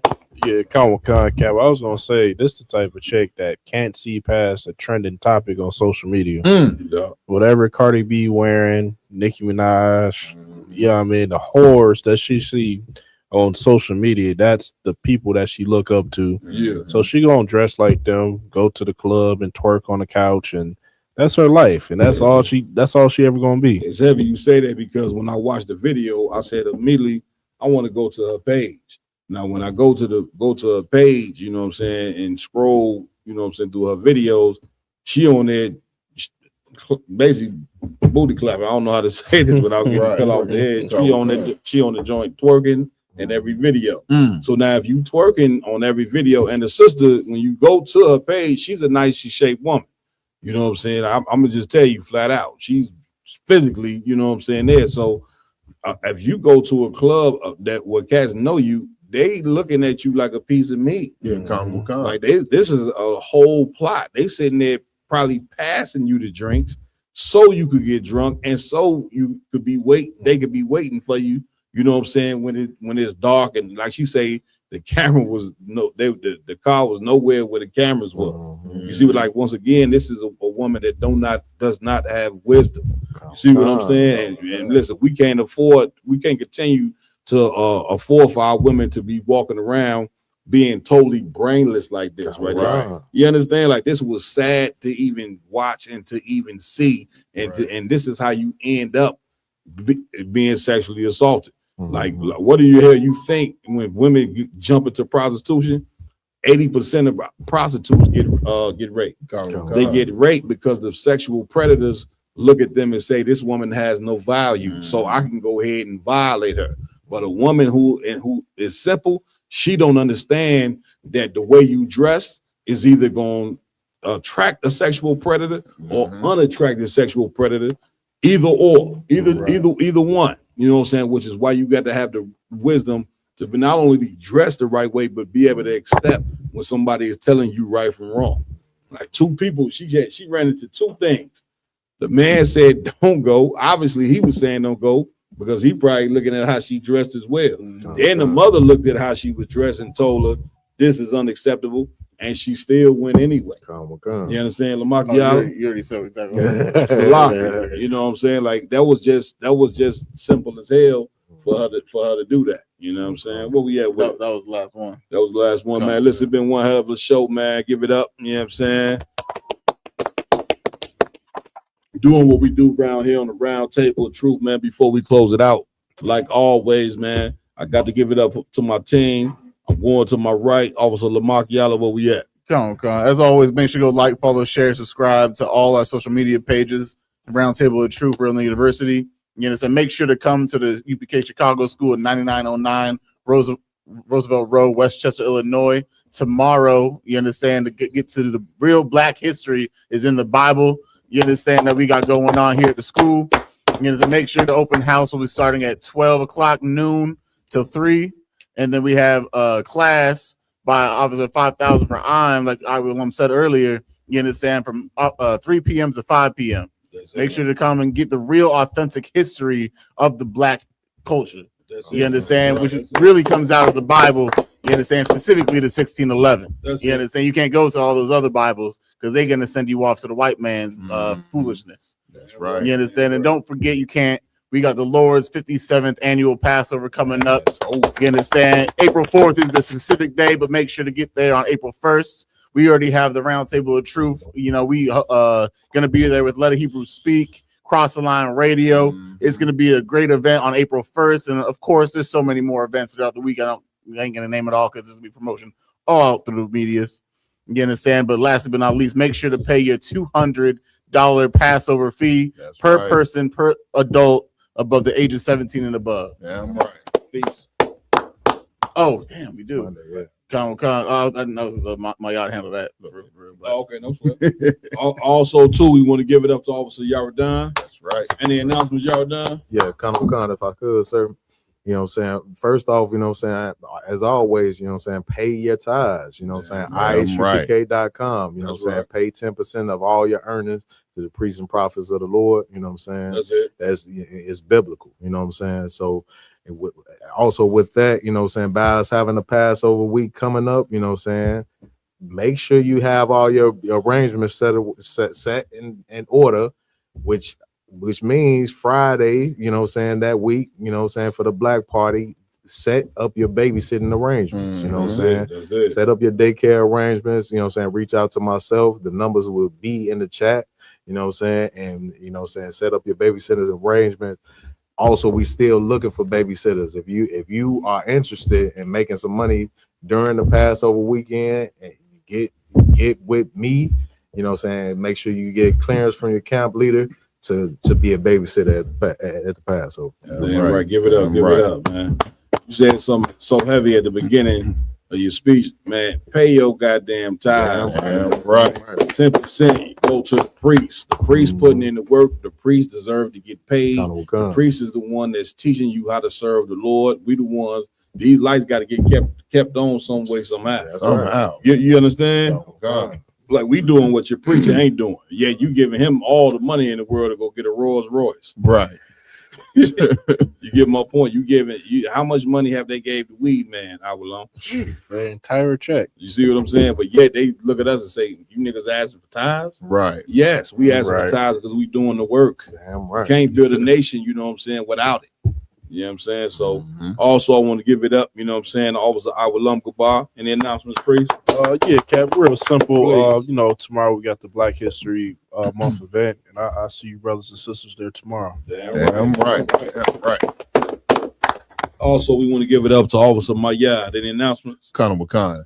If I could, no matter where you are at in the world, go to isubk.com, because the ISUBK is an international organization. We're not just some local organization. We are all over the world where Blacks, Hispanics, and Native Americans are. Go to isubk.com. We got classes Monday through Friday, you know what I'm saying, from 7 to 9, and then every Saturday, you know what I mean, we do is the Sabbath service, you know what I'm saying, where we give you, you know, the Bible, we give you the ancient Hebrew, the Lashon Kodash, our original language, the Holy Tongue. We give you the English translation, and then a proper scripture breakdown so you can understand what Black history is live in effect, like what Officer Awalum and Officer Ryan going to be bringing out on Saturday. You know what I'm saying? Also, you know what I mean, Monday, March the 2nd, and Tuesday, March the 3rd, we have the Feast of Purim. You know what I mean? So no matter where you are at in the world, go to isubk.com, find, if you Black, Hispanic, or Native American, find a school in your area and come out for the feast day so you can see Black and brown unity unlike anything you've ever seen before. And then come to a feast day where we celebrate a sister who was not a narcissist, you know what I'm saying, who used her femininity and the wisdom that the Lord gave her to help save our nation. All right, give it up. And I also want to give it up to my technical team. Did an amazing job tonight. Give Officer Ramawan a hand. All right.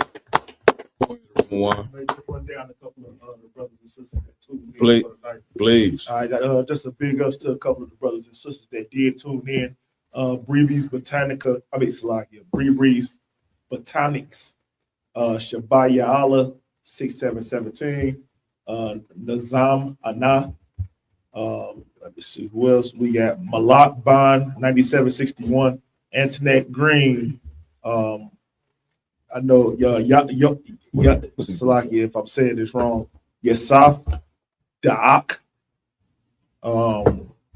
We got some people. Salakia Bayana, and it's just we just Magawa. We got so many people, man. Big up to y'all tuning in to this show. I wish we had probably another 10 minutes to just shout out every single person out here. Damn right. I try to get to everybody every time y'all tune in. So just make sure y'all keep tuning in so y'all can hear y'all name. Damn right. Give it up. Man, also, too, we got to give it up for Officer Raj Karab. Doing a hell of a job. We got some other good mighty men in here. Give Officer Kazai one a hand. Officer Morale,